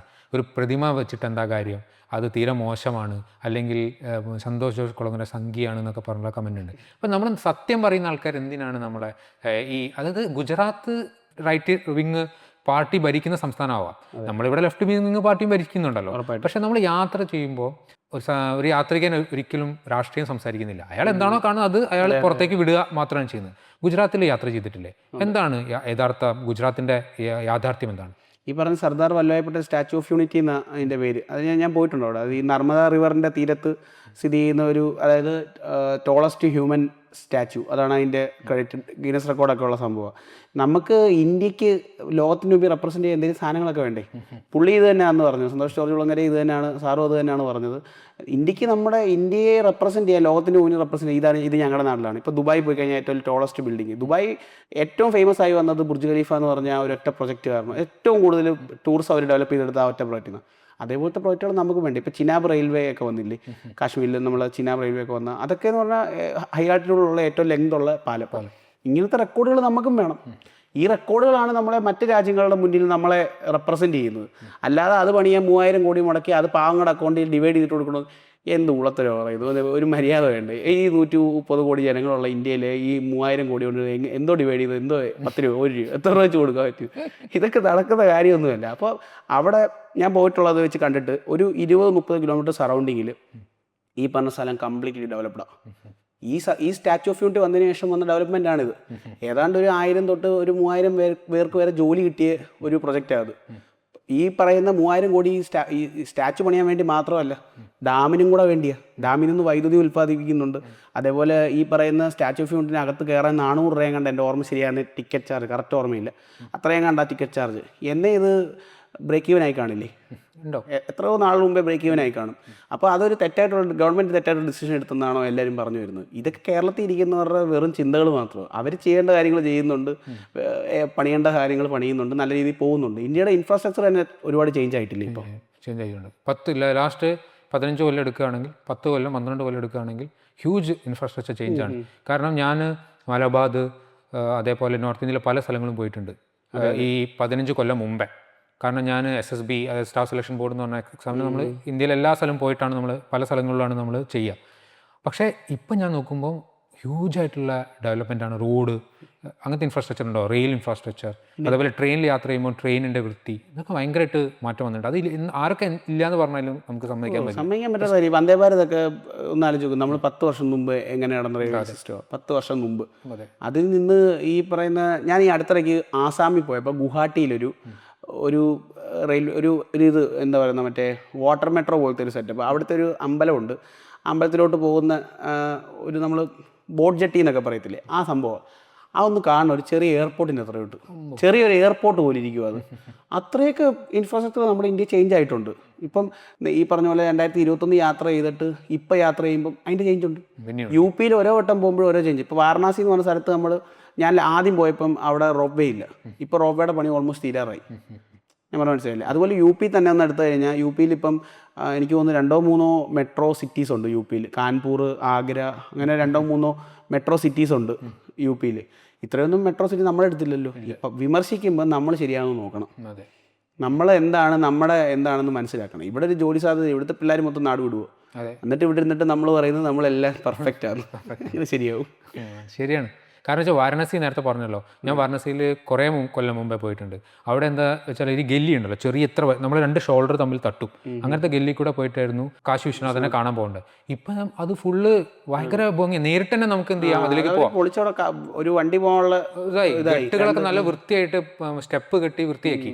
അപ്പം അത് മാറ്റം ഭയങ്കരമാണ്. അതേപോലെ കാശിയിലുള്ളതാണ് നമ്മളെ ആരതി ഉണ്ടല്ലോ, അതൊക്കെ കാണാനുള്ള സൗകര്യങ്ങളൊക്കെ ഭയങ്കരമായിട്ട് മാറ്റം, ഇരിക്കാനുള്ള സ്ഥലങ്ങളൊക്കെ ഭയങ്കരമായിട്ട് മാറ്റം വന്നു. ബീഹാറിനെ പറ്റി എന്താണ് അഭിപ്രായം? കാരണം എന്താ വെച്ചാൽ എനിക്ക് ഇപ്പോഴും ഒരു ഡെവലപ്മെൻറ്റ് അധികം ഇല്ലാത്തൊരു സ്ഥലമായിട്ട് തോന്നിയൊരു സ്ഥലമാണ് ബീഹാർ. പക്ഷേ വരുന്നുണ്ട്. പക്ഷേ ആൾക്കാർ culture compare to UP, comparative to ഇപ്പോൾ ഗുജറാത്തൊക്കെ വെച്ച് നോക്കുകയാണെങ്കിൽ അത്ര ഒരു വ്യത്യാസം വരാത്ത മാതിരി എനിക്ക് തോന്നുന്നു. പക്ഷേ അതങ്ങനെയാണോ? സാധാരണക്കാരങ്ങനെയാണോ അവിടുത്തെ? ബീഹാർ ആക്ച്വലി, എനിക്ക് ബീഹാറിൽ 1-2 എക്സ്പീരിയൻസ് എന്ന് വെച്ച് കഴിഞ്ഞാൽ, ഞാൻ ബീഹാറിൽ അധികം സ്ഥലങ്ങൾ എക്സ്പ്ലോർ ചെയ്തിട്ടില്ല. അപ്പം എൻ്റെ ഒരു സുഹൃത്തുണ്ട്, ഒരു ട്രാവൽ ഇൻഫ്ലുവൻസർ. പുള്ളി എൻ്റെ അടുത്ത് പറഞ്ഞു ഇതേപോലെ ബീഹാറിലോട്ടാണോ പോകുന്നത്, അങ്ങനെയാണെങ്കിൽ പോകണ്ട. പുള്ളി എന്തോ ആരോ കൊല്ലുന്ന എങ്ങാണ്ട് വില്ലേജിൽ പോയപ്പോൾ കണ്ടിട്ട്, അപ്പോൾ പുള്ളി പേടിച്ചിട്ട് എനിക്ക് മെസ്സേജ് അയച്ചു. പുള്ളി അപ്പം പറഞ്ഞതിൻ്റെ പേര് ഞാനും അധികം വില്ലേജുകളും ഞാൻ ഗായ എന്ന് പറഞ്ഞ അവിടെ ഒരു അമ്പലമുണ്ട്, ഒരു വിഷ്ണുപദ് എന്ന് പറഞ്ഞ അമ്പലം. അത് നമ്മൾ ജീവിതത്തിൽ ഒരിക്കൽ ബലി ഇട്ടാൽ മതി അമ്പലത്തിൽ, പിന്നെ ബലി ഉണ്ടാകുന്ന പറയുന്നത്. അവിടെ പോയി, പിന്നെ പട്ന പോയി. പട്ന ടൗണിലൊന്നും അങ്ങനെ അധികം ഒന്നും ഇല്ല. എനിക്ക് ഈ ചെറിയ പാർക്കൊന്നും കാണാൻ വലിയ ഇൻട്രസ്റ്റും ഇല്ല. അത് മാത്രമൊക്കെ ഉള്ളു അവിടെ. ഞാൻ ജസ്റ്റ് സിറ്റി മാത്രം, ആ പട്ന സിറ്റി കംപ്ലീറ്റ് ഒന്ന് എക്സ്പ്ലോർ ചെയ്തു. പിന്നെ ഗായയും പോയി. ഞാനൊരു ട്രക്ക് ഡ്രൈവറിൻ്റെ കൂടെ ആയിരുന്നു ബീഹാറിൽ 2-3 ദിവസം. അതുകൊണ്ട് തന്നെ ഇച്ചിരി സേഫ് ആയിരുന്നു ഞാൻ. പക്ഷേ ബീഹാറിലെ ആൾക്കാരിൽ നിന്ന് എനിക്ക് ഒരു വട്ടം ട്രെയിനിൽ വെച്ചിട്ട് ഒരു പുള്ളിക്കാരൻ എൻ്റെ ദേഹത്ത് കയറി കാലേ കയറി പിടിക്കുകയൊക്കെ ചെയ്തു. ബീഹാറിൽ നിന്ന് വാരണാസിയിലോട്ട് വരുന്ന വഴിക്കായിരുന്നു. അത് കഴിഞ്ഞ് ഞാൻ കേദാർനാഥ് പോയിട്ട് തിരിച്ച് ബീഹാറി വഴി കൊൽക്കത്തയിലോട്ട് പോകുന്ന വഴിക്ക് ഒരു വട്ടം ഒരു പുള്ളി വന്നിട്ട് എൻ്റെ അടുത്ത് പറഞ്ഞ് ഇവിടുന്ന് എഴുന്നേക്കാൻ, ജനറൽ കമ്പാർട്ട്മെൻറ്റ് എഴുന്നേക്കാൻ പറഞ്ഞു. ഞാൻ പറഞ്ഞു എന്ത് കാര്യം? അപ്പോൾ എന്നോട് പറഞ്ഞു എഴുന്നേക്ക്, ഇത് എനിക്കിരിക്കണമെന്ന്. ഞാൻ പറഞ്ഞു ഞാൻ ഇവിടെ ഇരിക്കുമല്ലേ. അപ്പോൾ എന്നോട് പറഞ്ഞ് ബീഹാറെ ഹം ജോ ബോലേഗ ഓ യഹാ ഹോയേഗ അങ്ങനെ എന്തോ പറഞ്ഞു. അപ്പോൾ പുള്ളി എന്നോട് പറഞ്ഞ് എഴുന്നേറ്റേ പറ്റത്തുള്ളൂ, ഇത് ബീഹാറാണ്, ഞങ്ങളുടെ സ്ഥലമാണ്. അപ്പം ഇങ്ങനത്തെ എക്സ്പീരിയൻസ് എനിക്ക് ബീഹാറിൽ നിന്ന് ഉണ്ടായിട്ടുണ്ട്. അവർക്ക് സ്വയമേ ഒരു ചിന്തയുണ്ട്. ഇത് യു പിക്കാർക്കും ഉണ്ടായിരുന്നു, അത് മാറി. യു പിക്കാർക്ക് ഈ സാധനം ഉണ്ട്. 2021 യു പിയിൽ എനിക്ക് ഇതേപോലെ ഇൻസിഡൻറ്റ് ഉണ്ടായിട്ടുണ്ട്. പക്ഷേ ഇന്ന് അവിടെ പോയി കഴിഞ്ഞാൽ ഭയങ്കര സേഫാണ് യു പി. പക്ഷേ അതേപോലെ ബീഹാർ മാറും എന്നാണ് പ്രതീക്ഷ. പക്ഷേ ഇപ്പം നിലവിൽ ബീഹാർ ഇതൊക്കെ തന്നെ അവസ്ഥ. എനിക്ക് തോന്നുന്നു യോഗി ആദിത്യനാഥ് വന്നതിന് ശേഷം ഭയങ്കരമായിട്ട് യു പിന്റെ ലോ ആൻഡ് ഓർഡർ മാറി. ലോ ആൻഡ് ഓർഡർ ഒരുപാട്. ഈ കോടതിയിൽ ഈ ജഡ്ജിമാർ കയറത്തില്ലായിരുന്നു എന്നാണ് പറയുന്നത് യു പിയിൽ. ഈ 21 ബൈക്ക് ട്രിപ്പ് പോകുന്ന സമയത്ത് ഝാൻസി കഴിഞ്ഞ് വരുന്ന ഒരു സ്ഥലത്ത് വെച്ചിട്ട് ഒരു 4 പേരെ പരിചയപ്പെട്ടു. അപ്പോൾ ഇവരെന്നെ വന്ന് പരിചയപ്പെട്ടു. ഒരു ഡോക്ടറും അഡ്വക്കേറ്റ്സും ഒക്കെ. അവരുടെ കൂടെ ഞാൻ അവരുടെ വീട്ടിൽ പോയി. അപ്പോൾ അവരുടെ കയ്യിൽ ഗണ്ണൊക്കെ ഉണ്ട്. അതൊക്കെ എന്നെ ഇങ്ങനെ കാണിച്ചു. എന്നിട്ട് അവരോട് ഒരുപാട് നേരം ഞാൻ സംസാരിച്ചു. അപ്പോൾ അവരെന്നോട് പറഞ്ഞു ഇവിടെ ഒരാളെ തട്ടിക്കഴിഞ്ഞാൽ ഇതിൻ്റെ ഉത്തരവ് വായിക്കാൻ വേണ്ടി കോടതി ജഡ്ജി കയറത്തില്ല. കാര്യം ജഡ്ജി കയറി ഉത്തരവ് വായിച്ചാൽ ജഡ്ജി തട്ടും. അതുകൊണ്ട് ജഡ്ജിമാർക്ക് പേടിയാണ്. ആ പൊസിഷനിൽ കിടന്ന് യു പി ഇന്ന് ഇങ്ങോട്ട് മാറണമെങ്കിൽ അദ്ദേഹം ഒരുപാട് ചെയ്തിട്ടുണ്ട്. അത് ദുരന്തർ സിനിമയിലൊക്കെ കൃത്യമായിട്ട് ദുരന്തർ സിനിമയിലൊക്കെ ആതിഫ് അഹമ്മദിൻ്റെ ഒക്കെ കുറേ ഇതൊക്കെ കാണിക്കുന്നുണ്ടല്ലോ. അയാളെയൊക്കെ എൻകൗണ്ടർ ആയിരുന്നല്ലോ. അവിടെയൊക്കെ റേപ്പൊക്കെ എന്തോരം കുറഞ്ഞു. ഒരുപാട് നല്ല കാര്യങ്ങൾ വരുമ്പോൾ നമ്മൾ ചൂണ്ടി കാണിക്കണം. ശരിയാണ്. പിന്നെ ഇനി നമുക്ക് നേരെ വാരണാസിയിലേക്ക് വരാം. ഏറ്റവും ഓൾഡസ്റ്റ് സിറ്റിയാണ് വാരണാസി. എല്ലാ ആളുകളെയും ഏത് ജാതി മതം അതിനുപരിയായിട്ട് എല്ലാവരെയും ഒരു അട്രാക്ട് ചെയ്യുന്ന സിറ്റിയാണ് വാരണാസി. വാരണാസിയിൽ കുറേ പ്രാവശ്യം യാത്ര ചെയ്തിട്ടുണ്ടല്ലോ. അപ്പോൾ അവിടെ ചെന്നപ്പോൾ എന്തെങ്കിലും ലൈഫ് ചേഞ്ചിങ് ഇൻസിഡൻസ് ഉണ്ടായിട്ടുണ്ടോ? ഞാൻ 3 വട്ടം വാരണാസി പോയിട്ടുണ്ട്. അതിൽ തന്നെ ഏതാണ്ട് ഒരു 10-25 ദിവസം വാരണാസി താമസിക്കാനുള്ളൊരു ഭാഗ്യം എനിക്കുണ്ടായിട്ടുണ്ട്. ഈ ലൈഫ് ചേഞ്ചിങ് മൂവ്മെൻ്റ് എന്ന് പറഞ്ഞാൽ ഞാൻ ആദ്യം പോയ സമയത്ത് ഒരു 3 ദിവസമാണ് മൊത്തത്തിൽ നിന്നത്. രണ്ടാമത് പോയപ്പോൾ ഞാൻ ഒരു 10-12 ദിവസത്തോളം, ഏകദേശം 2 ആഴ്ചയോളം ഞാൻ അവിടെ വാരണാസി തന്നെ ഉണ്ടായിരുന്നു. അപ്പോൾ ആ സമയത്ത് ഡിസംബർ ആയിരുന്നു, ഭയങ്കര തണുപ്പായിരുന്നു. അപ്പോൾ ഈ തണുപ്പ് സമയത്ത് ഞാൻ ഈ മണികർണിക എന്ന് പറഞ്ഞ ഘാട്ടുണ്ട്, അവിടെ ഇങ്ങനെ ഡെഡ് ബോഡികൾ കത്തിച്ചുകൊണ്ടിരിക്കും.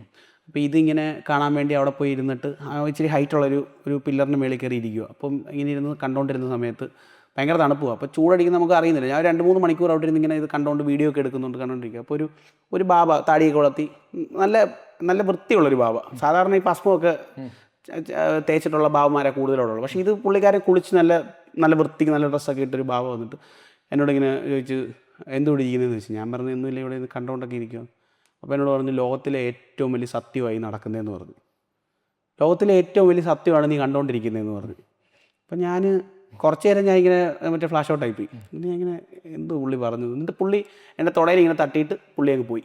രണ്ടിങ്ങനെ അടിച്ചിട്ട് ഇങ്ങനെ അങ്ങ് പോയി. മേപ്പോട്ട് നടന്നു പോയി. കാണാൻ പറ്റുമായിരുന്നു പുള്ളി അത്രേ എൻ്റെ അടുത്ത് പറഞ്ഞുള്ളൂ. പക്ഷേ ഞാൻ അവിടെ പിന്നെ ഇരുന്നു 1 മണിക്കൂർ. ഞാൻ ഇങ്ങനെ ആലോചിക്കുക, ദൈവമേ ശരിയാണല്ലോ, നമ്മളെല്ലാം ഇതേപോലെ തീരാൻ പോവല്ലേ, പിന്നെ എന്തിനാ ആവശ്യമില്ലാത്ത കോംപ്ലക്സ് വെച്ചിട്ട് നമ്മൾ ജീവിക്കുന്നത് എന്നുള്ളൊരു പോയിന്റിലോട്ട് എല്ലാവരും അവിടെ എത്തും. ആരും മനുഷ്യൻ എന്ന് പറഞ്ഞാൽ ജനിച്ചാൽ മരിച്ചിരിക്കണം. ഇതൊരു ജനനം പോലെ തന്നെ ഒരു സത്യമാണ് മരണവും. അപ്പം അവിടെ പോയിട്ട് എനിക്ക് മനസ്സിലാക്കാൻ പറ്റിയ വലിയൊരു കാര്യം അതായിരുന്നു. അന്നാണ് ഞാൻ തീരുമാനിക്കുന്ന 2ാമത് യാത്രകളിലേക്ക് തിരിച്ചു വരണമെന്ന്. പണ്ട് യാത്ര ചെയ്തിട്ടുണ്ട്, ഞാൻ ഇടക്കാലത്ത് കുറേ ബ്രേക്ക് എടുത്തിട്ടുണ്ട്. 2-3 വർഷം ഞാൻ ചെയ്യുന്നില്ലായിരുന്നു. പിന്നെ എന്നെ യാത്രകളിലേക്ക് തിരിച്ചു വരണം എന്ന് എന്നെ ചിന്തിപ്പിച്ചത് വാരണാസിയിലെ ആ ഒരു ഇൻസിഡൻ്റ് ആയിരുന്നു.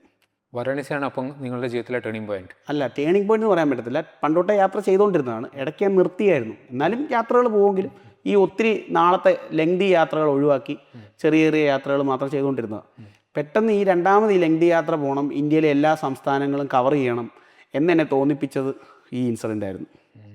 അതൊരു വല്ലാത്ത ഇതായിരുന്നു. ഞാൻ ഇന്നും ആ പുള്ളിയുടെ മുഖമൊക്കെ എനിക്ക് ഓർമ്മയുണ്ട്. പക്ഷേ നമ്മൾ ബാബമാരെയൊക്കെ കോൺടാക്ട് ചെയ്യാൻ അവർക്ക് നമ്പറൊന്നുമില്ല. അതേപോലെ നോർത്ത് ഈസ്റ്റിനെ പറ്റി അരവിന്ദ് കുറേ നേരം സംസാരിച്ചു. അവിടുത്തെ ആളുകൾ ഭയങ്കര ഹാൻഡാണ്, ഹെൽപ്പിംഗ് മെൻറ്റാലിറ്റിയുള്ള ആൾക്കാരാണ്, നല്ല രീതിയിൽ പെരുമാറുന്ന ആൾക്കാരാണ്, എഡ്യൂക്കേറ്റഡ് ആണ്. മണിപ്പൂരിലെ യഥാർത്ഥ പ്രശ്നം എന്താണ്? ഇവിടുത്തെ TV ചാനലുകൾ നമ്മൾ കാണുകയാണെങ്കിൽ അതൊരു ഹിന്ദു ക്രിസ്ത്യൻ പ്രശ്നമായിട്ട് ചില ആൾക്കാർ കാണിക്കുന്നുണ്ട്, സർക്കാരിൻ്റെ പോരായ്മയായിട്ട് പ്രശ്നങ്ങൾ കാണിക്കുന്നുണ്ട്. പക്ഷേ ഞാൻ മനസ്സിലാക്കിയിരിക്കുന്നത് എന്താ വെച്ചാൽ അത് അവിടെ ട്രൈബ്സിൻ്റെ ഇഷ്യൂ ആയിട്ടാണ് എനിക്ക് തോന്നിയിട്ടുള്ളത്. മണിപ്പൂരിൻ്റെ യഥാർത്ഥ പ്രശ്നം എന്താണ്?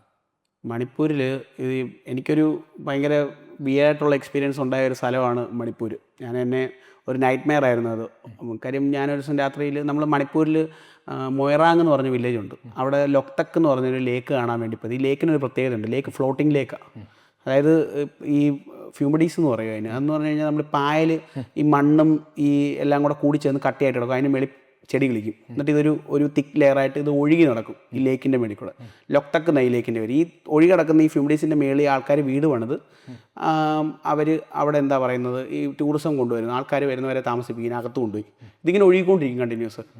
അപ്പോൾ അത് ഭയങ്കര അട്രാക്ഷനാണ് ലൊക്തക് ലേക്കിൻ്റെ. അപ്പോൾ ഞാനത് കാണാൻ വേണ്ടി പോയതാണ്. അപ്പം അന്ന് ചെന്ന ദിവസം ഇച്ചിരി ഇരുട്ടി.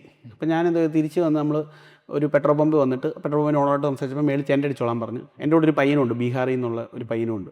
അപ്പോൾ അവിടെ പോയിട്ട് നമ്മൾ ഇതിൻ്റെ മേളിൽ ടെൻ്റ് അടിച്ചിട്ട് കിടന്നു. ഒരു 10 മണി വരെയൊക്കെ ഞാൻ വീഡിയോ ഒക്കെ ഇട്ടുകൊണ്ടിരുന്നു. മറ്റേ പയ്യൻ യൂട്യൂബറാണ്, അപ്പോൾ അവനും വീഡിയോ ഒക്കെ ഇട്ടുകൊണ്ടിരുന്നു. 1 മണിയൊക്കെ ആയപ്പോഴത്തേക്ക് ഞാൻ ഉറങ്ങി. ആ സമയത്തേക്ക് 1 മണിയൊക്കെ ആയപ്പോൾ ഒരു ഭയങ്കര സൗണ്ട്. ഞങ്ങൾ രണ്ടുപേരും എഴുന്നേറ്റ്. എന്തുവാണെന്ന് ചോദിച്ച് രണ്ടുപേരും അറിയത്തില്ല, നീ കിടന്നുറങ്ങുന്നത് ഞാൻ പറഞ്ഞു അവൻ്റെ അടുത്ത്. അപ്പം അവനും കിടന്നുറങ്ങി, ഞാനും കിടന്നുറങ്ങി. പിറ്റേന്ന് രാവിലെ ഞങ്ങൾ ടെൻ്റൊക്കെ പാക്ക് ചെയ്ത് പുറത്ത് റോഡിലോട്ട് ഇറങ്ങി. അപ്പോൾ റോഡിലൊന്നും വണ്ടികളോ ഒന്നുമില്ല, മൊത്തത്തിൽ ശാന്തത, റോഡിലൊരു സാധനങ്ങളും ഇല്ല. അപ്പോൾ നമ്മൾ കുറച്ച് മുന്നോട്ട് നടന്നപ്പോഴത്തേക്ക് നമ്മൾ തലേന്ന് നൈറ്റ് ഫുഡ് കഴിച്ചൊരു കടയുണ്ടായിരുന്നു. അവിടുത്തെ ചേട്ടൻ പുറത്തേക്കുന്നു. എന്തോ പറ്റിയെന്ന് ചോദിച്ചാൽ പുള്ളി പറഞ്ഞു ന്യൂസൊന്നും കണ്ടില്ല, ഇവിടെ ഇന്നലെ ബോംബ് വീണു, 2 കുട്ടികൾ. വളരെ റീസെൻ്റായിട്ട് നടന്ന ഇൻസിഡൻറ്റാണ് ഇത്. ഫെബ്രുവരി മാർച്ച് ആ സമയത്ത് മാർച്ച് നടന്ന സംഭവം. ന്യൂസിലൊക്കെ നമ്മുടെ ഇവിടെയൊക്കെ ഭയങ്കരമായിട്ട് കത്തിയുന്ന ഇൻസിഡൻ്റ് ആയിരുന്നു. അപ്പം പിള്ളേർ 2 പേര് മരിച്ചു. ബോംബ് ഈ കുക്കീസ് എന്ന് പറഞ്ഞ ഗ്യാങ് വന്നിട്ട് മേത്തീസിൻ്റെ വീട്ടിൽ ബോംബിട്ടു. അവർ 2 പേരും മരിച്ചു. ഇവിടെ കർഫ്യൂ പ്രഖ്യാപിച്ചേക്കുക. ഞങ്ങൾ തിരിച്ച് പിന്നെയും പോയി ഈ പറഞ്ഞ പെട്രോൾ പമ്പിൻ്റെ മുകളിൽ 5 ദിവസം മൊത്തം അവിടെ സ്റ്റക്കായിപ്പോയി. കഴിക്കാൻ ഒരു വകയില്ലായിരുന്നു. ഒരു ആൻറ്റിയെ കണ്ടിട്ട് ആ ആൻറ്റി ആണെങ്കിൽ ഒരു കട നടത്തുക. അവർ പുറകെ കൂടെ പോയിട്ട് ഒരു 10 മുട്ടയും 10 പാക്കറ്റ് കണ്ട് മാഗി എടുത്തു തന്നു. ഇത് തന്നെ 2 ദിവസം കംപ്ലീറ്റ് കഴിച്ചു. 3-ന് അന്ന് വൈകുന്നേരം 6 മണിയായപ്പോഴാണ് നമുക്ക് റൈസും ഇച്ചിരി ചിക്കൻ കറി എന്തോ കിട്ടുന്നത്. അത് അവിടുത്തെ ഒരു ലോക്കൽ ആൾ ഉണ്ടാക്കി തരുന്നതാണ്. അതുവരെ നമ്മൾ ഈ മാഗി കഴിച്ചിട്ട് അവിടെ വന്നു. 5 ദിവസം നമ്മൾ കംപ്ലീറ്റ്ലി അവിടെ സ്റ്റക്കായിപ്പോയി. അവിടെ ഒരു മനുഷ്യനില്ല. റോഡിലെല്ലാം ഈ അവിടുത്തെ യങ്സ്റ്റേഴ്സ് ടയറൊക്കെ കൂട്ടിയിട്ട് കത്തിക്കുക, വിറവ് കൂട്ടിയിട്ട് കത്തിക്കുക, ഇങ്ങനെയൊക്കെ അവരുടെ പ്രൊട്ടക്ഷൻ സ്റ്റൈല്. അപ്പോൾ ഈ റോഡ് ഇളകുമല്ലോ, അങ്ങനെയൊക്കെ കത്തിക്കുക. പിന്നെ ഇതൊക്കെ അവിടെ നടന്നുകൊണ്ടിരിക്കും. അപ്പം നമുക്ക് പുറത്തോട്ടിറങ്ങാനും പേടി. ഇങ്ങനെ തീ വരുന്ന പുക കാണാൻ പറ്റും, ഇതൊക്കെ ഉണ്ട്. ഇത് ഞാൻ മനസ്സിലാക്കിയെടുത്തോളം അവിടുത്തെ ഒരു ഇഷ്യൂ എന്ന് പറഞ്ഞു കഴിഞ്ഞാൽ കുക്കീസ് എന്ന് പറഞ്ഞാൽ ആക്ച്വലി ട്രൈബൽസിൽ പെടുന്ന ക്രിസ്ത്യൻ ട്രൈബൽസ്. അവർ ST വിഭാഗത്തിൽപ്പെടുന്ന ആൾക്കാരാണ്. മേത്തീസ് എന്ന് പറഞ്ഞു കഴിഞ്ഞാൽ നോർമലി ടൗണിലൊക്കെ താമസിക്കുന്ന ആൾക്കാർ. അവർ ഹിന്ദു കാസ്റ്റിൽ പെടുന്നവരാണ്. പക്ഷേ മേത്തീസിൽ ക്രിസ്ത്യൻസും ഉണ്ടെന്നാണ് എൻ്റെ ഒരു അറിവ് അവിടെ നിന്ന് അറിയാൻ പറ്റിയത്. പിന്നെ അവർ OBC കാറ്റഗറിയിൽ പെടുന്ന ആൾക്കാരുമാണ്. അവിടെ ഇവർ 2 പേരും അല്ലാതെ നാഗാസും ഉണ്ട്, മണിപ്പൂരിയൻസും ഉണ്ട്. മണിപ്പൂരിയൻസും മേത്തീസും ഏകദേശം സെയിമാണ്. നാഗാസും ഉണ്ട് അവിടെ. ഈ കാസ്റ്റ് നാഗാസും വരുന്നുണ്ട്. കുക്കീസും മേത്തീസും തമ്മിലാണ് ഈ പ്രശ്നം. മേത്തീസ് ഈ അവിടുത്തെ ഇംബാൽ എന്ന് പറഞ്ഞ ടൗണൊക്കെ ഉണ്ട്, ക്യാപിറ്റൽ ടൗൺ. ആ ടൗണിലൊക്കെ താമസിക്കുന്ന ആൾക്കാരാണ് മേത്തീസ്. അപ്പോൾ അവരിങ്ങനെ എക്സ്പാൻഡ് ആയിക്കൊണ്ടിരിക്കും ആൾക്കാർ. മറ്റേവർ കുറച്ച് പേരേ ഉള്ളൂ, ഗ്യാങ് ഭയങ്കര ചെറുതാണ്. അപ്പം ഇവരിങ്ങനെ എക്സ്പാൻഡ് ആവുന്നതനുസരിച്ച് ഇവർ സ്ഥലങ്ങൾ അങ്ങോട്ടങ്ങോട്ട് ഈ കുക്കീസിൻ്റെ വീടിൻ്റെ അടുത്തോട്ട് സ്ഥലങ്ങൾ മേടിച്ച് അവരൊക്കെ അവിടോട്ടൊക്കെ താമസമൊക്കെ മാറ്റുന്നു. അപ്പം ഫാം ഹൗസുകൾ മേടിക്കുന്നു. ഇവർ ഇംബാലിൽ താമസിച്ച് പൈസ ഉണ്ടാക്കിയിട്ട് ഇതുകൊണ്ട് അവിടെ ഇൻവെസ്റ്റ് സ്ഥലം മേടിക്കുന്നു. അപ്പോൾ ഇവരുടെ സ്ഥലം മൊത്തവും ഇവർ വിൽക്കുന്നതായി സ്ഥലം കുക്കീസ്. ഇവരുടെ സ്ഥലം മൊത്തം ഇവർ കയ്യേറുന്നു. ഒന്നാമത്തെ പ്രശ്നം. രണ്ടാമത്തെ പ്രശ്നം, മേത്തീസ് ST കാറ്റഗറിയുടെ ആനുകൂല്യങ്ങൾ, അതായത് ജോലി, മറ്റുള്ള കാര്യങ്ങളൊക്കെ അവർക്കും വേണമെന്നും പറഞ്ഞിട്ടൊരു പെറ്റീഷൻ കൊടുത്തിട്ടുണ്ട്. ഇത് ഒരു ഇഷ്യൂ. കുക്കീസ് പറയുന്നത് അങ്ങനെ കൊടുത്തു കഴിഞ്ഞാൽ ഞങ്ങളുടെ അവകാശങ്ങൾ ഇല്ലാതായി പോകുന്നു. ST വിഭാഗത്തിന് ജോലിയൊക്കെ കിട്ടുന്നത്. പിന്നെ ഈ കുക്കീസിനെ ഇപ്പം സപ്പോർട്ട് ചെയ്യുന്നത് മ്യാൻമാറും ചൈനയൊക്കെയാണെന്നാണ് പറയുന്നത്. കാര്യം അവർ വലിയ ഗണ്ണൊക്കെ യൂസ് ചെയ്ത BSFൻ്റെ അടുത്തൊക്കെ ഫൈറ്റ് ചെയ്യുന്നു. M40 ഒക്കെ പോലത്തെ വലിയ ഗൺ 10-30 ലക്ഷമൊക്കെ ഉണ്ടെന്നൊക്കെ എനിക്ക് കറക്റ്റ് അറിയത്തില്ല. അത്രയൊക്കെ ഉണ്ടെന്നാണ് എൻ്റെ അറിവ്. അപ്പം അതൊക്കെ വെച്ചിട്ടാണ് വെടിവെക്കുന്നതൊക്കെ. അപ്പോൾ ഈ ഗണ്ണുകളൊക്കെ അവർക്ക് കൊടുക്കുന്ന ചൈനയും മ്യാൻമാറുമാണ്. അപ്പോൾ ഇന്ത്യക്കാരെ വെച്ച് തന്നെ അവരൊരു വാർ നടത്തിക്കൊണ്ടിരിക്കുമല്ലേ. മനസ്സിലായി, ഒരു ഇൻസർജൻസി പോലെ. ഇതിൽ ഗവൺമെൻറ് ഒന്നും ചെയ്യാത്തത് 2 പേരും ഗവൺമെൻറ്റിൻ്റെ ആൾക്കാരാണ്. നിങ്ങൾ മനസ്സിലാക്കേണ്ട ഏറ്റവും വലിയ സത്യം എന്ന് പറഞ്ഞു കഴിഞ്ഞാൽ കുക്കീസും ഇന്ത്യൻസ് ആണ്, മേത്തീസും ഇന്ത്യൻസ് ആണ്. ഇതിപ്പം പാകിസ്ഥാൻകാരെ വന്ന് അടിക്കുന്നെങ്കിൽ നോക്കിയിരിക്കും നമ്മൾ. ഇല്ല ഇവരെ രണ്ടുപേരെയും കൊല്ലാൻ പറ്റത്തില്ല. ഇവരോട് സറണ്ടർ ആകുമ്പോൾ സമാധാനമായിട്ട് സംസാരിച്ച് സോൾവ് ചെയ്യാനേ പറ്റത്തുള്ളൂ. കാരണം സിറ്റിസൺസ് ആണല്ലോ. ഈ വട്ടം അവർ ഈ പിള്ളേരെ കൊന്നതിൻ്റെ പിറ്റേ ദിവസം BSF ഓഫീസറിനെ ഷൂട്ട് ചെയ്ത് കൊന്നു. ഇവർ ഭയങ്കര വയലൻ്റ്. ഇവർ കാട്ടിൽ നിറങ്ങി വന്നാൽ വെടിവെക്കുകയോ കൊല്ലുകയോ ഈ ഒരു സെറ്റപ്പാണ്. മേത്തീസ് പക്ഷേ ഇച്ചിരി സൈലൻ്റ് ആയിട്ടുള്ള ആൾക്കാരാണ്. മേത്തീസ് ഓൾമോസ്റ്റ് എൻ്റെ ഒരു അറിവ് വെച്ചിട്ട് മേത്തീസ് അവിടെ സോൾവ് ചെയ്തുകൊണ്ടിരിക്കുക അവരുടെ പ്രശ്നങ്ങൾ. പക്ഷേ കുക്കീസ് സപ്പോർട്ട് ചെയ്യുന്നത്, കുക്കീസ് പറയുന്നത് നീ അല്ലേ ഇവിടുന്ന് പോകണം എന്നുള്ളൊരു പോയിന്റ് ഓഫ് തോട്ടാണ് അവർക്ക്. അതിൽ ഗവൺമെൻറ് എന്ത് ചെയ്യാൻ പറ്റും? ഗവൺമെൻറ് സംസാരിക്കുക വെടിവെച്ച് കൊല്ലാൻ പറ്റും. ഇല്ല, കാരണം നമ്മുടെ സിറ്റിസൺസ് ഇപ്പം മാവോയിസ്റ്റുകളോ നെക്സൽസോ ടെററിസ്റ്റുകളോ ആണെങ്കിൽ ഇതൊക്കെ ചെയ്യാം. അല്ലാതെ നമ്മുടെ സിറ്റിസൺ എന്നെപ്പോലെ ഒരു കോമൺ മാനാണ് അതും. അതെ, അപ്പോൾ അത് നമ്മൾ ജനാധിപത്യ രാജ്യമാണല്ലോ, അപ്പോൾ ആ രീതിയിൽ തന്നെ അത് സോൾവ് ചെയ്യേണ്ടി വരും. അത് മേത്തീസ് പറയുന്നത് അവരെ വെടിവെച്ച് കൊള്ളണമെന്ന്. പക്ഷെ അങ്ങനെ അതൊന്നും ഒരു ഗവൺമെൻറ്റിന് ചെയ്യാൻ പറ്റാത്ത കാര്യമാണ്. നമ്മൾ ഇന്ത്യയിൽ കുറേ ഭാഷകളുണ്ടല്ലോ, ഡിഫറെൻറ്റ് ടൈപ്പ് ഓഫ് ഭാഷകൾ. ഈ യാത്ര ചെയ്യുമ്പോൾ ഈ ഭാഷ ഒരു പ്രശ്നമാവില്ല? എങ്ങനെയാണത്, അതിൻ്റെ ആ പ്രശ്നങ്ങൾ തരണം ചെയ്യുന്നത് എങ്ങനെയാണ്? ഭാഷ എന്ന് പറഞ്ഞാൽ ആക്ച്വലി നമ്മൾ ഒരു കമ്മ്യൂണിക്കേഷന് വേണ്ടി യൂസ് ചെയ്യുന്ന ഒരു മീഡിയം മാത്രമാണ്. ഇപ്പോൾ ഹിന്ദി അറിയാമെങ്കിൽ ബേസിക്കലി നമുക്ക് ഓൾമോസ്റ്റ് എല്ലാ സ്റ്റേറ്റിലും പിടിച്ചിരിക്കാൻ പറ്റും. ഹിന്ദി ഇംഗ്ലീഷും കൂടെ അറിയാമെങ്കിൽ. ഇത് രണ്ടും അറിയത്തില്ലേ, ഭയങ്കര ബുദ്ധിമുട്ടാണ്. ചില സ്റ്റേറ്റിലൊക്കെ ചെന്ന് കഴിഞ്ഞാൽ ഭയങ്കര ബുദ്ധിമുട്ടാണ്. ഈ ഇപ്പം മേഘാലയയിലൊക്കെ ഒരു പോയിന്റ് ചെന്ന് കഴിഞ്ഞാൽ ഹിന്ദി അറിയാത്ത ആൾക്കാരാണ് കൂടുതലും. അവിടെ കാശി എന്ന് പറഞ്ഞ ലോക്കൽ ലാംഗ്വേജ് സംസാരിക്കുന്നത്. അതേപോലെ മിസോറാമിലൊക്കെ അവരുടെയൊക്കെ ലോക്കൽ കുറച്ച് ലാംഗ്വേജുകളുണ്ട്, അത് അവരൊക്കെ സംസാരിക്കുന്നത്. അത് നമ്മൾ അവിടെ ചെല്ലുമ്പോൾ അപ്പോൾ അവർക്ക് ചെറിയ ഇംഗ്ലീഷൊക്കെ ചിലപ്പോൾ മുറിവാക്കുകളാണ്. നമുക്ക് അതൊക്കെ വെച്ചിട്ട് നമ്മൾ ആംഗ്യമൊക്കെ കാണിച്ച് ഭക്ഷണമൊക്കെ ബേസിക് നീഡ്സിന് വേണ്ടിയുള്ള എന്തെങ്കിലുമൊക്കെ കാണിച്ച് നമ്മൾ ഒപ്പിച്ചെടുക്കും. കൈയാങ്കളിയൊക്കെ കാണിച്ചു. കാര്യം ഹിന്ദിയും ഇംഗ്ലീഷും അറിയത്തില്ലേ, പിന്നെ നമുക്കും അവരുടെ ഭാഷ അറിയില്ലല്ലോ. അങ്ങനെയാണ്. അതായത് ആംഗ്യ ഭാഷ, പിന്നെ ഹിന്ദി ഇംഗ്ലീഷ് ഇത് വെച്ചിട്ടാണ് പിടിച്ചത്. ഹിന്ദി ഇംഗ്ലീഷ് അത്യാവശ്യം ഫ്ലുവൻ്റാണ്. അപ്പോൾ എനിക്ക് അത് വലിയ കുഴപ്പമില്ല. പ്രശ്നങ്ങളൊന്നും ഉണ്ടായിട്ടില്ല ഇതുവരെ. ലാംഗ്വേജ് അങ്ങനെ പ്രശ്നമൊന്നും വലിയ ബാരിയറായിട്ട് എനിക്ക് ഫീൽ ചെയ്തിട്ടില്ല. 28 സംസ്ഥാനം പോയി എന്നല്ല പറഞ്ഞത്, അതേപോലെ 6 യൂണിയൻ ടെറിട്ടറി. സന്തോഷ് ജോർജ് കുളങ്ങര അങ്ങനത്തെ ആളുകളൊക്കെ പോയിട്ടുള്ള അല്ലാത്ത ഹിഡൻ ആയിട്ടുള്ള ജംസ് ഏതൊക്കെയാണ്? അതായത് അത്രയും ഭംഗിയുള്ള സ്ഥലങ്ങൾ പക്ഷേ ആളുകൾ തീരെ പോകാത്ത സ്ഥലങ്ങൾ ഏതൊക്കെയാണ്? നോർത്ത് ഈസ്റ്റ് പൊതുവേ അടിപൊളിയാണ്. നോർത്ത് ഈസ്റ്റ് ലഡാക്ക് ഭാഗങ്ങളൊക്കെ നല്ല രസമാണ്. പിന്നെ ഹിമാചൽ, എനിക്ക് കൂടുതൽ മൗണ്ടൻസാണ് ഇഷ്ടം. ഇത് ഓരോരുത്തരുടെ പെർസ്പെക്റ്റീവ് വ്യൂവിൻ്റെ ഒരിതാണ്. ഇപ്പം ബ്രോയ്ക്ക് ഇഷ്ടം ഇപ്പം കടലൊക്കെയാണ് ഇഷ്ടമെങ്കിൽ നിങ്ങൾക്ക് സൗത്ത് സൈഡിലോട്ട് വരേണ്ടി വരും. പോണ്ടിച്ചേരി അല്ലെങ്കിൽ നമ്മുടെ കേരളം ഒക്കെയാണ്, ഗോവ ഒക്കെയാണ് ബീച്ചിന് ഭയങ്കര ഫേമസ്. എനിക്ക് മൗണ്ടൻസാണ് കൂടുതൽ ഇഷ്ടം. ഈ സൗത്തിൽ നിന്ന് പോകുന്നതുകൊണ്ടായിരിക്കാം മേ ബി. അപ്പം പിന്നെ കുട്ടിക്കാലം കുറേ ഗോവയിലായിരുന്നല്ലോ, അതുകൊണ്ടും കൂടെ ആയിരിക്കാം ഈ മൗണ്ടൻ ഏരിയ ഇഷ്ടം. എന്നെ സംബന്ധിച്ച് ലഡാക്ക്, ഹിമാചൽ, നോർത്ത് ഈസ്റ്റിൽ ഇപ്പം നമ്മൾ ഒത്തിരി അൺഎക്സ്പ്ലോർ ചെയ്യാത്ത കുറേ സ്ഥലങ്ങളുണ്ട്. അതിലൊന്നായിട്ട് എനിക്ക് തോന്നിയിട്ടുള്ള ഐസ്വാൾ എന്ന് പറഞ്ഞ സിറ്റിയാണ്. മിസോറാമിലെ ഒരു സിറ്റിയാണ് ഐസ്വാൾ. നമ്മൾ ഈ വൃത്തി എന്ന് മലയാളികൾ എടുത്തെടുത്ത് പറയുന്നുണ്ട്. ചില കാര്യങ്ങളിൽ പറയും അവിടെ ഉള്ളവർക്ക് വൃത്തിയില്ല, അങ്ങനെ ഇങ്ങനെ അവർ കുളിക്കത്തില്ല, നനയ്ക്കത്തില്ല, ഇങ്ങനെയൊക്കെയുള്ള പറയാറുണ്ട്. ഉണ്ട്, ഒരുപാട് സംസാരങ്ങൾ വരാറുണ്ട്. ഇപ്പം മേഘാലയയിലൊക്കെ ചെന്ന് കഴിഞ്ഞാൽ, മിസോറാമിലൊക്കെ ചെന്ന് കഴിഞ്ഞാൽ, മിസോറാമിൽ നമ്മുടെ ഈ റോഡ് സൈഡിൽ കച്ചറകളില്ലേ റോഡിൽ, നമ്മുടെ ഈ നാട്ടിൽ എവിടെ പോയാലും ഉണ്ട്. ഒരു പേപ്പർ പീസ് പോലും കാണാൻ പറ്റത്തില്ല, അത്രയ്ക്ക് വൃത്തിയാണ് ഐസ്വാൾ സിറ്റി. അതുപോലെ അവരുടെ ആൾക്കാരുടെ ഒരു മര്യാദ എന്ന് പറഞ്ഞിട്ടുണ്ടല്ലോ. ഇപ്പം ഒരു റെഡ് സിഗ്നൽ കത്തിക്കിടക്കുക, സിഗ്നൽ കത്തിക്കിടക്കുകയാണ്, റോഡിൽ വരിയായിട്ട് വണ്ടി ഒരു 2 കിലോമീറ്റർ നിന്നാലും ഒരു ഹോൺ പോലും അടിക്കത്തില്ല. അതുകൊണ്ട് തന്നെ സൈലൻറ്റ് സിറ്റി എന്നാണ് അറിയപ്പെടുന്നത് ഐസ്വാൾ. മിസോറാമിൻ്റെ ക്യാപിറ്റൽ സിറ്റിയാണ് ഐസ്വാൾ. സൈലൻറ്റ് സിറ്റി എന്നാണ് അറിയപ്പെടുന്നത്. ഡയമണ്ട് സിറ്റി എന്നുമുണ്ട്. രാത്രിയിൽ ഇരുട്ടായി കഴിഞ്ഞ് ഇതൊരു മലയാണ്, ഒരു 3-4 മലയിലായിട്ടാണ് ഈ സിറ്റി നിൽക്കുന്നത്.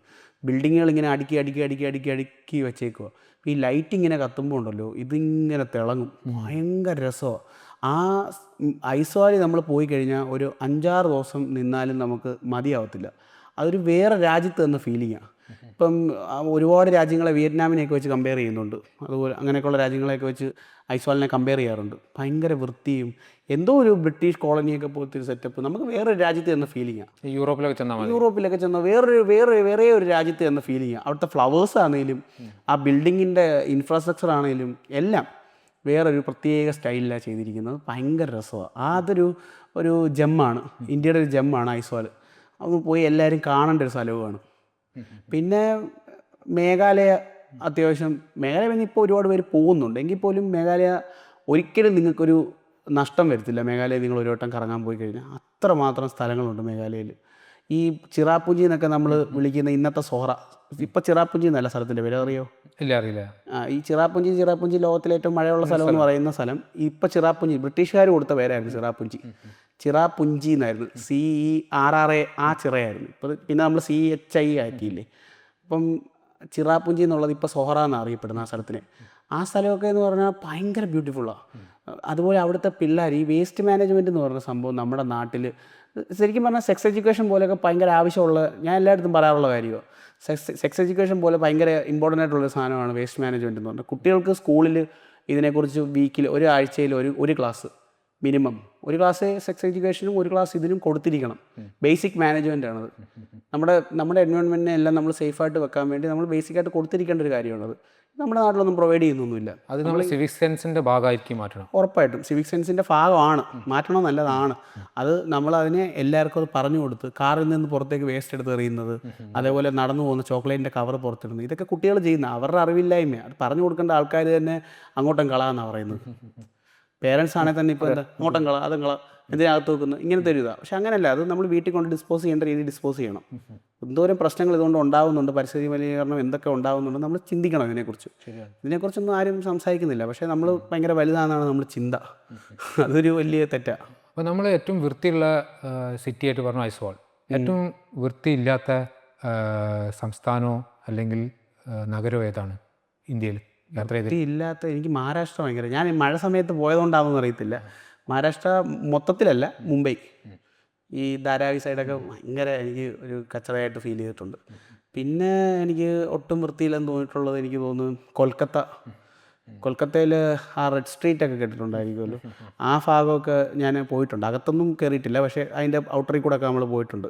അപ്പോൾ ആ പോയ ഭാഗങ്ങളൊക്കെ എന്ന് പറഞ്ഞാൽ ഭയങ്കര അഴുക്കാണ്. നമുക്ക് സ്മെല്ലെന്നൊക്കെ പറഞ്ഞാൽ ഒരുമാതിരി സ്മെല്ലാണ്. പക്ഷേ എന്നാൽ റെയിൽവേ സ്റ്റേഷൻ്റെ അടുത്തൊക്കെ പോകുമ്പോൾ ഇച്ചിരി വൃത്തിയൊക്കെ ഉണ്ട്. പക്ഷേ ഉള്ളിലോട്ട് പോയി കഴിഞ്ഞാൽ കൊൽക്കത്തയും ഈ മഹാരാഷ്ട്രയുമാണ്.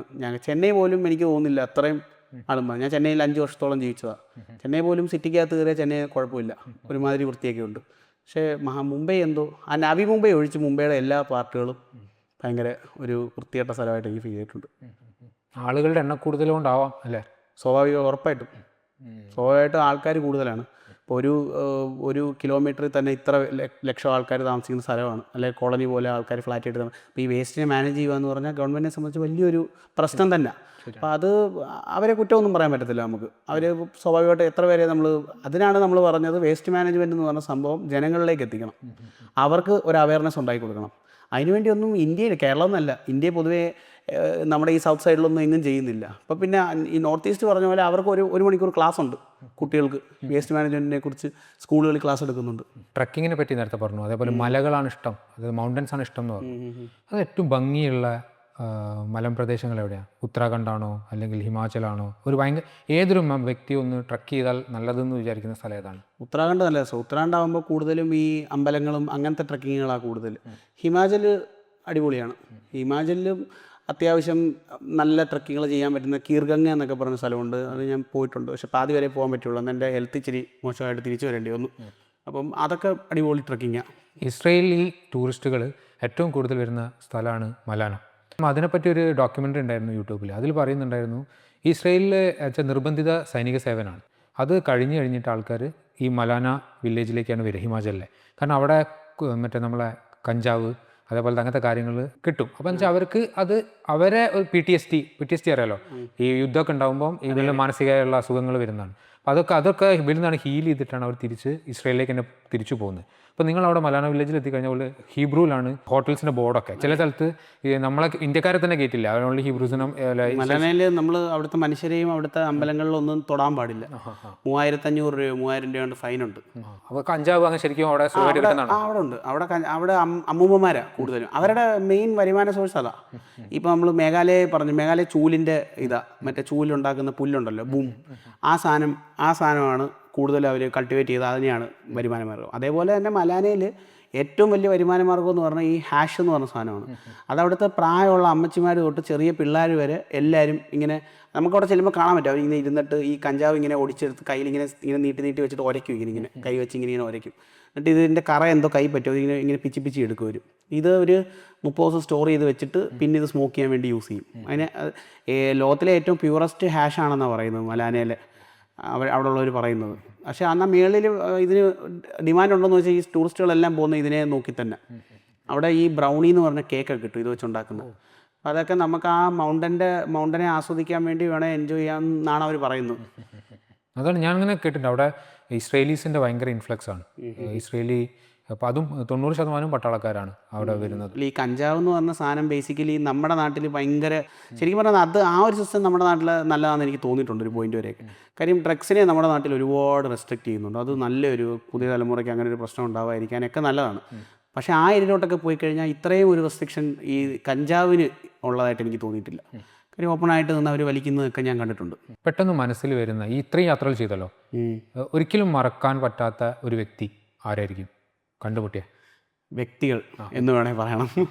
കാര്യം ഒരാളെ ഇപ്പം മണിപ്പൂരി വെച്ചിട്ട് ഒരു പുള്ളിക്കാരന് ഒരു ലിഫ്റ്റ് തന്നു. ഈ ലിഫ്റ്റ് തന്ന പുള്ളി വണ്ടി കൊണ്ട് നിർത്തിയിട്ട് ഞങ്ങൾ വണ്ടിക്കകത്ത് ഒരു ഫോർച്യൂണർ ലെജൻഡറായിരുന്നു വണ്ടി, അതിനകത്ത് കയറി പുള്ളി എവിടെ പോകുമെന്ന് ചോദിച്ചു. അപ്പോൾ ഞങ്ങൾ എൻ്റെ യാത്രയുടെ വിവരങ്ങളൊക്കെ പുള്ളി എടുത്ത് പറഞ്ഞു കഴിഞ്ഞിട്ട് കുറച്ച് മുന്നോട്ട് ചെന്ന് കഴിഞ്ഞപ്പോഴത്തേക്ക് പുള്ളി പറഞ്ഞു, ഞാൻ ഇവിടെ വരെ ഉള്ളൂ, നിങ്ങൾ വണ്ടി സൈഡിൽ ഒതുക്കി എന്തെങ്കിലും കഴിച്ചോന്ന് ചോദിച്ചു. കഴിച്ചെന്ന് പറഞ്ഞു. എങ്ങോട്ടാണ് പോകുന്നത് വെച്ചാൽ ഞാൻ പറഞ്ഞു മുമ്പ് മണിപ്പൂരിൽ മറ്റേ പ്രശ്നം നടന്ന വില്ലേജിലോട്ട് പോകുന്ന സമയത്തായത്. അവിടെ വെച്ചിട്ട് പുള്ളി ഇറങ്ങിയിട്ട് ഒരു ഓട്ടോ വിളിച്ച് എന്നോട് പറഞ്ഞു, ഞാൻ 80 കിലോമീറ്റർ ഉണ്ട് ആ നിൽക്കുന്നിടത്തു നിന്ന്. ഓട്ടോക്കാരൻ 1600 രൂപ എങ്ങാണ്ട് അത്രയും കണ്ട് രൂപ പറഞ്ഞു. അപ്പം പുള്ളി പറഞ്ഞു ഞാൻ പൈസ കൊടുക്കാമെന്ന് പറഞ്ഞു. ഞാൻ പറഞ്ഞു, ഞങ്ങൾ പറഞ്ഞു സാറേ വേണ്ട, ഞങ്ങൾ ഇങ്ങനെയൊക്കെയാണ് പോകുന്നത്, അങ്ങനെ ഇങ്ങനെ പോകുന്നത്. അപ്പോൾ ഓട്ടോക്കാരനെ ഞങ്ങൾ പുള്ളി പറഞ്ഞു വിട്ട് പുള്ളി 2000 രൂപ എടുത്തിട്ട് എൻ്റെ തന്നു. എന്നോട് പറഞ്ഞു ഇത് വെച്ചോ. എനിക്ക് പുള്ളിയുടെ പേരറിയത്തില്ല, ഇന്ന് പുള്ളിയുടെ മുഖം പോലും എനിക്ക് ഓർമ്മയില്ല. ആ മനുഷ്യൻ എന്തിനാണ് എനിക്ക് ആ പൈസ തന്നത് എനിക്കിപ്പോഴും അറിയത്തില്ല. അയാൾക്ക് എൻ്റെ ഒരു മുൻകൂർ പരിചയമില്ല. അന്ന് ആ ഒരു 5 മിനിറ്റത്തെ പരിചയത്തിൻ്റെ പേര് അദ്ദേഹം അങ്ങനെ ഒരു സഹായം എനിക്ക് ചെയ്തത് ഞാൻ അദ്ദേഹത്തിനെ ഒരിക്കലും മറക്കത്തില്ല എൻ്റെ ജീവിതത്തിൽ.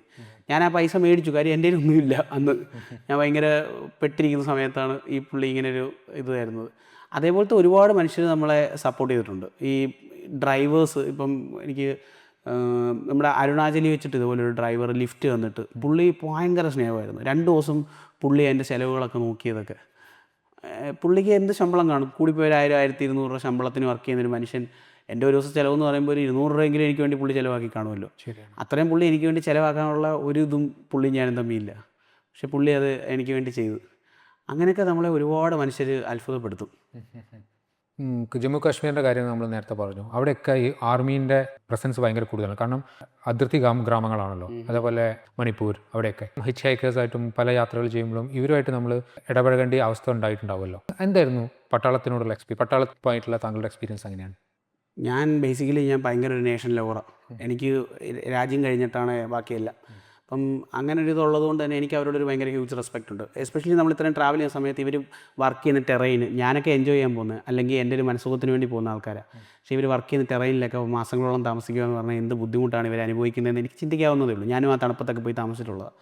ഈ കാർഗിൽ വാർ മെമ്മോറിയൽ, തവാങ് വാർ മെമ്മോറിയലൊക്കെ ഒന്ന് പോയി കണ്ടു കഴിഞ്ഞാൽ നമ്മൾ ഒരു ട്രൂ ഇന്ത്യൻ ലവർ ആണെങ്കിൽ നമ്മുടെ രോമം എഴുന്നേറ്റിരിക്കും, നമുക്കൊരു രോമാഞ്ചം വരും. കാര്യം അത്രയും ആൾക്കാർ നമുക്ക് വേണ്ടി ജീവൻ ഒടുക്കി അങ്ങനെ ഒരു സ്ഥലത്തിൽ, അല്ലെങ്കിൽ അവിടെ അവരുടെ ശരീരം എല്ലാം അടക്കിയിട്ട് ഇങ്ങനെ പോസ്റ്റ് വെച്ചിട്ടുണ്ട് പേരെഴുതിയിട്ട്. നമ്മൾ കണ്ണ് നിറയും. നല്ലൊരു നേഷൻ ലവറാണെങ്കിൽ നമ്മുടെ കണ്ണ് നിറയും. തവാങ്ങിലും അതേപോലെ തന്നെ വാർ മെമ്മോറിയൽ. പിന്നെ മിലിറ്ററിക്കാർ നമ്മളെ സപ്പോർട്ട് ചെയ്യുന്ന പോലെ നമ്മളെ ഈ പോകുന്ന വഴികളിൽ നമ്മളെ ചില സമയങ്ങളിൽ അവർ വഴക്ക് പറയാറുണ്ട്. ചില സമയം എനിക്കിപ്പം ഞാൻ മിലിറ്ററി ക്യാമ്പിൽ ഫുഡ് കഴിച്ചിട്ടുണ്ട്, മലയാളികളെ പരിചയപ്പെട്ടിട്ടുണ്ട്. അരുണാചലിലൊക്കെ എന്തോരം മലയാളികളുണ്ട്. ഈ മദ്രാസ് റെജിമെൻ്റ് എന്ന് പറഞ്ഞൊരു ഇതുണ്ട്. മദ്രാസ് റെജിമെൻറ്റിൻ്റെ അണ്ടറിൽ വരുന്ന ഈ ക്യാമ്പുകളിലെല്ലാം തമിഴ് ആൾക്കാരും മലയാളികളുമായിരിക്കും കൂടുതൽ. ഇപ്പം വാലോങ് എന്ന് പറഞ്ഞ സ്ഥലമുണ്ട് അരുണാചലിൽ. അവിടെ ഒരു മദ്രാസ് റെജിമെൻ്റ് എഴുതുന്നുണ്ട്. അതിനകത്ത് ദോശ പോയിൻ്റ് എന്നും പറഞ്ഞിട്ടൊരു കടയുണ്ട്. അതിൽ കുക്ക് എന്ന് പറഞ്ഞാൽ ചെന്നൈയിലുള്ളൊരു ചേട്ടനാണ്. എനിക്ക് തമിഴ് നല്ലോണം അറിയാം. അപ്പോൾ ഞാൻ പുള്ളിയോട് പോയി സംസാരിച്ച് ഞാൻ അവിടെ ഒരു ദിവസം നിൽക്കുകയും ചെയ്തു. അവരെ ഒന്ന് ബിരിയാണി ഉണ്ടാക്കിയാന്ന് വൈകുന്നേരം എനിക്ക് ബിരിയാണിയൊക്കെ തന്ന്. അങ്ങനെ മിലിറ്ററിക്കാരുമായിട്ട് ഒരുപാട് അങ്ങനത്തെ. പിന്നെ നമ്മുടെ ഈ ആലപ്പുഴയിലൊക്കെ ഉള്ളൊരു രാജീവ് എന്ന് പറഞ്ഞൊരു പുള്ളിയെ പരിചയപ്പെട്ടിട്ടുണ്ടായിരുന്നു. അത് മെച്ചൂക്ക എന്ന് പറഞ്ഞ സ്ഥലത്ത് വെച്ചിട്ടാണ്. മെച്ചൂക്ക വാലി എന്ന് പറഞ്ഞ അരുണാചലിലെ ഒരു സ്ഥലമുണ്ട്, അവിടെ വെച്ചിട്ടാണ്. അങ്ങനെ ഒരുപാട് മിലിറ്ററിക്കാരെ പരിചയപ്പെട്ടിട്ടുണ്ട്. ഇവരൊക്കെ നമ്മളെ മാക്സിമം സപ്പോർട്ട് ചെയ്യാറുണ്ട്. പിന്നെ ചില പോയിന്റിൽ വഴക്കുകൾ ഞാൻ ഒരു വട്ടം എനിക്ക് വഴക്കും കേട്ടിട്ടുണ്ട് മിലിറ്ററിക്കാരുടെ കയ്യിൽ നിന്ന്. അത് ഈ പറഞ്ഞ പോലെ തന്നെ ദ്രാസ് സെക്ടർ എന്ന് പറഞ്ഞിട്ട് ഒരു സ്ഥലമുണ്ട് ലഡാക്കിൽ. അവിടെ ലോകത്തിലെ ഏറ്റവും തണുപ്പുള്ള ഹാബിറ്റാറ്റിൽ, അതായത് മനുഷ്യവാസമുള്ള ഏറ്റവും തണുപ്പുള്ള സ്ഥലങ്ങളിൽ 2ാം സ്ഥാനമായി ഈ ദ്രാസ് സെക്ടറിന്. -64 വരെ അവിടെ റിപ്പോർട്ട് ചെയ്തിട്ടുണ്ട്. അപ്പം ഞാൻ ചില ദിവസം -4 നമ്മളവിടെ കിടന്ന് ഉറങ്ങി. തണുപ്പ് കൊണ്ട് മനുഷ്യന് ഉറങ്ങാൻ പറ്റാത്തൊരവസ്ഥയായിരുന്നു. അപ്പം ഉറങ്ങിയിട്ട് രാവിലെ ഉറക്കം വരത്തില്ല. ഈ തണുപ്പ് നമ്മുടെ 10 ഡിഗ്രി സ്ലിപ്പിംഗ് ബാഗ് ആയിരിക്കുന്നത്, അതിനെക്കുറിച്ച് ഉറക്കമൊന്നും വരത്തില്ല. എന്നിട്ട് രാവിലെ ഈ പറയുന്ന മിലിറ്ററിയുടെ ക്യാമ്പിൽ നിന്ന് ആൾ വന്നിട്ട് നമ്മുടെ വിളിച്ചെഴുന്നേപ്പിച്ചിട്ട് എൻ്റെ ഒന്നും ഉപദ്രവിച്ചൊന്നുമില്ല. എന്നിട്ട് പറഞ്ഞു ഇവിടെ ടെൻ്റ് അടിക്കാൻ പറ്റത്തില്ല, ഇത് റെസ്ട്രിക്റ്റഡ് ഏരിയ ആണ്, നിങ്ങൾ പോകണമെന്ന് പറഞ്ഞു. അവർ ഉപദ്രവിച്ചൊന്നുമില്ല, പക്ഷേ എനിക്ക് അങ്ങനെയും അവരെ നമ്മളെ ഹെൽപ്പ് ചെയ്യാതെ വിട്ടിട്ടുമുണ്ട്. ചിലപ്പോൾ അവരുടെ സിറ്റുവേഷൻ അതായിരിക്കും. മിലിറ്ററി വർക്ക് ചെയ്യുക എന്ന് പറഞ്ഞാൽ പല രീതിയിലായിരിക്കും, പല ക്യാമ്പുകളും പല രീതിയിലാണ് വർക്ക് ചെയ്യുന്നത്.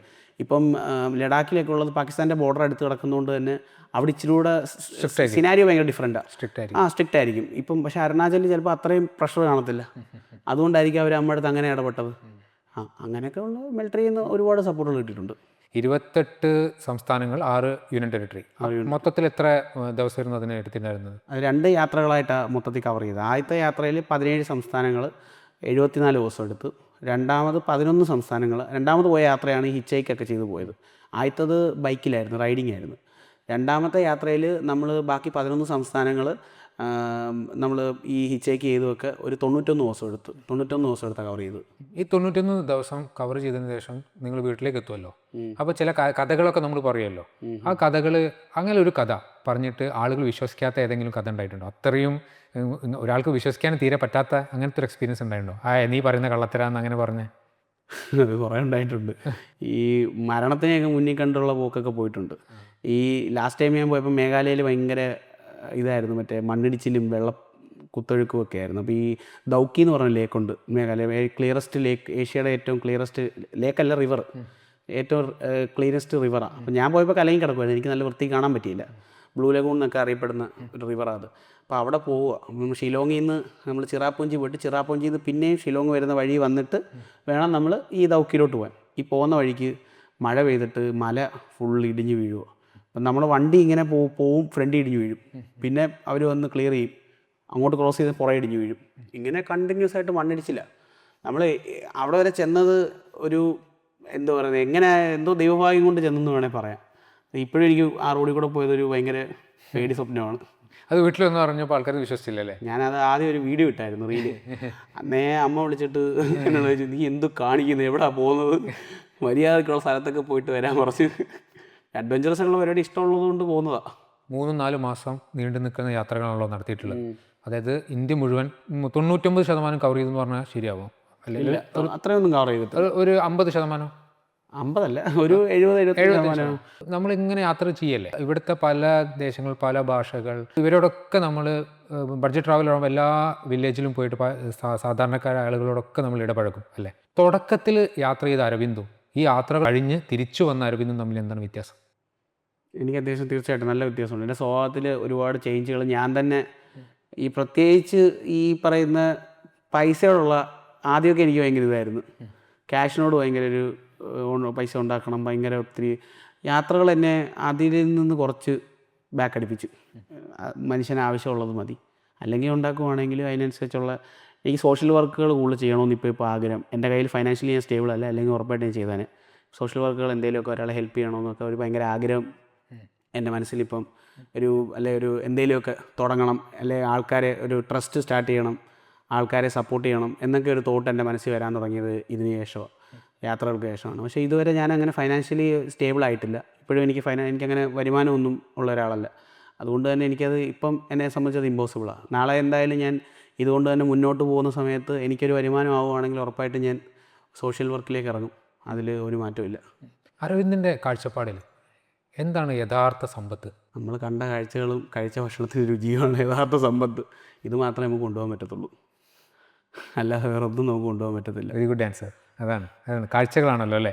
ചില ഒരു ഇൻസ്റ്റാഗ്രാമിലൊക്കെ റീല് കാണാറുണ്ട്. അതായത് ഒരു മനുഷ്യൻ മരിക്കുമ്പോൾ ലാസ്റ്റ് ഒരു 10 സെക്കൻഡോ 7 മിനിറ്റോ പണ്ട് പോയ യാത്രകളും പണ്ട് പോയ അദ്ദേഹത്തിൻ്റെ ഓർമ്മകളാണ്, മെമ്മറീസാണ് ഫ്ലാഷ് ചെയ്ത് പോകാമെന്ന് കേട്ടിട്ടുണ്ട്.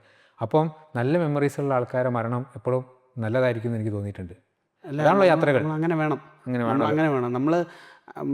നമ്മൾ ആരോടും ട്രസ്റ്റ് കാണിച്ചില്ലെങ്കിൽ നമ്മളോടൊരു മര്യാദ അല്ലെങ്കിൽ നമ്മൾ കാണിക്കണം. സ്വയമേ നമ്മളെ ഒന്ന് സ്നേഹിക്കണം. ഇല്ലെങ്കിൽ നമ്മുടെ ലൈഫ് ഭയങ്കര ബോറിംഗ് ആയി പോകും എന്നുള്ളൊരു അഭിപ്രായക്കാരനാണ് ഞാൻ. നമുക്കിഷ്ടമുള്ള കാര്യങ്ങളിൽ സ്റ്റിക്ക് ഓൺ ചെയ്യുന്ന സമയത്ത് പലതും പറയും നമ്മളെക്കുറിച്ച്. അതൊന്നും ഓർത്ത് നമ്മൾ റിഗ്രറ്റ് ചെയ്യേണ്ട കാര്യമൊന്നുമില്ല. അവർ പറയാനുള്ളവർ അവിടെ ഇരുന്ന് പറയും, അവരവരുടെ പണി നോക്കുന്നുണ്ട്, നമ്മൾ നമ്മുടെ പണി നോക്കുക, അത്രയേ ഉള്ളൂ.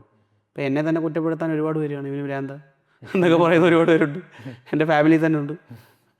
ഇപ്പം അങ്ങനെ ഇപ്പം എൻ്റെ കൂടെ പഠിച്ചവരൊക്കെ ഒരുമാതിരി നല്ല സെറ്റിൽഡ്. അപ്പോൾ എനിക്ക് അതിൽ റിഗ്രറ്റ് കാണത്തില്ലേ? എനിക്ക് പക്ഷേ ഞാൻ ചെയ്യുന്ന കാര്യത്തിൽ ഞാൻ 100% സാറ്റിസ്ഫൈഡാണ്. സോ എനിക്കത് റിഗ്രറ്റ് അടിക്കേണ്ട കാര്യമില്ല. അപ്പോൾ എനിക്ക് വേറെ ആരും നോക്കേണ്ട കാര്യമില്ല. യാത്രകളിൽ ഭക്ഷണത്തിനെ പറ്റി പ്രധാന ഘടകമാണല്ലോ. നമ്മൾ പല സ്ഥലത്ത് ഭക്ഷണം കഴിക്കും. നിങ്ങൾ ഹോട്ടലിലൊന്നും ഭക്ഷണം കഴിക്കുന്നുണ്ടാവില്ല, കുറവായിരിക്കും. കാരണം ലോ ബഡ്ജറ്റ്. ഒരു വീടുകളിൽ നിന്നാണല്ലോ ഭക്ഷണം കഴിക്കുക. അതായത് യഥാർത്ഥ രുചി, ഒരു സംസ്ഥാനത്തിൻ്റെ ഒരു ഗ്രാമത്തിൻ്റെ യഥാർത്ഥ രുചി അതായത് വീടുകളിൽ നിന്നാണ് ഒതൻറ്റിക് ആയിട്ടുള്ള ഭക്ഷണം കിട്ടുക. അതെ. അങ്ങനെ കിട്ടിയിട്ടുള്ള ഒരു 5 ഭക്ഷണം പറയാൻ പറഞ്ഞാൽ ഏതൊക്കെ പറയും? ഒരുപാടുണ്ട്. ഒന്ന് നമ്മൾ ആ നുബ്ര വാലിയിൽ നിന്ന് തുടങ്ങാം. അവിടെ ഒരു വീട്ടിൽ ഫുഡ് ഭക്ഷണം കഴിച്ചെന്ന് പറഞ്ഞില്ലേ, അവിടെ രാവിലെ അവരെനിക്കൊരു കമ്പിളെന്ന് പറഞ്ഞിട്ടൊരു ബന്ന്, നമ്മുടെ ഈ എന്തു പറയുന്നത്, ഒരു ബന്ന് പോലെ ഇരിക്കും. പക്ഷേ ഒരു ദോശയുടെ ചെറിയ തട്ട് ദോശയുടെ വലിപ്പം കാണും, പക്ഷേ ബന്ന് പോലെ ഇരിക്കും. ഒരു വീട്ടിൽ തന്നെ ഉണ്ടാക്കുന്നതാണ് ബോർമയ്ക്കകത്ത്. അത് ഒരു ഭയങ്കര അടിപൊളി സാധനമായിരുന്നു. എന്നിട്ട് ഇവർ ഹോം മെയ്ഡ് ബട്ടർ ഒക്കെ, അതിൻ്റെ കൂടെ ഇവരൊരു ചായ തരുന്നു. ആ ചായയിൽ ഉപ്പായിട്ടേക്കുന്നു. ഉപ്പിട്ട് ചായ കുടിച്ചിട്ടുണ്ടോ? ഇല്ല, ഞാൻ ദുരന്തർ സിനിമയിൽ മാത്രമേ ഉള്ളൂ ഉപ്പിട്ട ചായ. ഉപ്പിട്ട ചായ ശരിക്കും ഉള്ളതാണ്. ആ സിനിമ കണ്ടിട്ടപ്പോൾ ഞാൻ വീട്ടിൽ എൻ്റെ അമ്മ എടുത്ത് പറയുകയും ചെയ്തു, അമ്മ ഇതുള്ള ശരിക്കുമുള്ള ചായ. നമ്മൾ ഇന്ത്യൻസ് അങ്ങനെ ശീലിച്ചിട്ടില്ല. ഈ ഭാഗത്തൊക്കെ അവിടെ തണുപ്പുള്ള സ്ഥലങ്ങളിൽ അവർ സോൾട്ടി എന്ന് പറഞ്ഞ സംഭവം, അതിൽ പാലുണ്ട്, പക്ഷെ പാലിൻ്റെ അംശം വളരെ കുറവാണ്. 1 ml പാലിന് ചിലപ്പം ഒരു 3 ml 4 ml വെള്ളമായിരിക്കും. കളറും അതേപോലത്തെ ഒരു ലൈറ്റ് വൈറ്റ് കളറായിരിക്കും. അതിനകത്ത് ഉപ്പിട്ട ഒരു ചായ ആയിരുന്നു. എനിക്കത് ഒരു സൂപ്പ് ടേസ്റ്റ് ഒന്നുമല്ല, ഒരു പ്രത്യേക രുചി, അടിപൊളിയാ സാധനം. അത് ഈ സിക്കിം സൈഡിൽ, സിക്കിമിൻ്റെ ഗാങ്ടോക്ക് എന്ന് പറഞ്ഞ സിറ്റിയിലൊക്കെ ഇത് ഒരുപാട് സ്ഥലങ്ങളിൽ കിട്ടും ഈ ഉപ്പിട്ട ചായ. അതുപോലെ ഞാനത് ആദ്യമായിട്ട് എൻജോയ് ചെയ്യുന്നത്, അല്ലെ ആദ്യമായിട്ട് ഞാനത് ട്രൈ ചെയ്യുന്നത് ലഡാക്കി വെച്ച അതൊരു ഭക്ഷണം. പിന്നെ എനിക്ക് ഭയങ്കര വീടായിട്ടൊക്കെ ഫീൽ ചെയ്തിട്ടുള്ള ഒരുപാട് ഫുഡുകളുണ്ട്. അതിലൊന്നെന്ന് പറഞ്ഞാൽ പോർക്ക്. ഈ അരുണാചലിൽ നമ്മൾ അലോ എന്ന് പറഞ്ഞ സ്ഥലത്തുനിന്ന് വാലോങ്ങിലോട്ട് പോയിക്കൊണ്ടിരിക്കുക. അപ്പം നമ്മൾ ഈ ഇന്ത്യയിലെ ആദ്യത്തെ സൺറൈസ് നടക്കുന്നത് അവിടെ, ഈ വാലോങ് എന്ന് പറഞ്ഞ സ്ഥലത്ത്. അവിടെ ഡോങ് വാലി എന്ന് പറഞ്ഞൊരു വാലി ഉണ്ട്. ഇന്ത്യയിൽ 2 മണി, വെളുപ്പിന് 2 മണിയാകുമ്പോൾ അവിടെ സൂര്യൻ ഉദിക്കും. ഒന്ന് ആലോചിച്ച് നോക്ക്, സൂര്യൻ ഉദിച്ച് ലൈറ്റ് ആവും. പിന്നെ സൂര്യനെ കാണണമെങ്കിൽ എനിക്കൊരു 4 മണിയൊക്കെ ആവും. 2 മണിയാകുമ്പോഴത്തേക്ക് വെളിച്ചമാവും രാവിലെ. അപ്പം അവിടെ പോയിക്കൊണ്ടിരിക്കുന്ന സമയത്ത് ഞാൻ അവിടെ മണ്ണിടിച്ചിൽ വന്നിട്ട് ഒരിടത്ത് പെട്ടുപോയി. അപ്പം ആ ഒരു കടയുടെ ഫ്രണ്ടിലാണ് നമ്മൾ, ഈ ഒരു ലോറിക്കാരൻ്റെ കൂടെ ആയിരുന്നു. അപ്പോൾ ഈ ലോറിക്കാരൻ അവിടെ കൊണ്ട് വണ്ടി ഓട്ടി ആ ഒരു കടയുടെ ഫ്രണ്ടിൽ ഒരു ചേച്ചി വന്നു. ചേച്ചി പരിചയപ്പെട്ടു. അപ്പം അവർക്ക് അവിടെ ലോറിക്കാർക്ക് കിടക്കാൻ ലോറിയിൽ സ്ഥലമുണ്ട്. അപ്പം ഞാൻ ചേച്ചിയോട് ചേച്ചി ടെൻ്റ് അടിക്കാൻ ഇച്ചിരി സ്ഥലം വേണമെന്ന് പറഞ്ഞു. അപ്പോൾ ചേച്ചി പറഞ്ഞു, നീ ടെൻ്റ് അടിക്കണ്ട, ചേച്ചിയുടെ വീടുണ്ട്, അവിടെ താമസിക്കാം, ഞങ്ങളപ്പുറത്താണ് കിടക്കുന്നത്, ഞങ്ങൾക്ക് റൂമുണ്ട്, അതിൻ്റെ ഫ്രണ്ടിൽ ഹോളുണ്ട്, അവിടെ നീ കിടന്നോളാം പറഞ്ഞു. ഓപ്പണാന്ന് പറഞ്ഞു ഹോള്. എന്ന് പറഞ്ഞാൽ മേളിൽ ഇതുണ്ട്, പക്ഷേ സൈഡ് ഓപ്പണാണ്.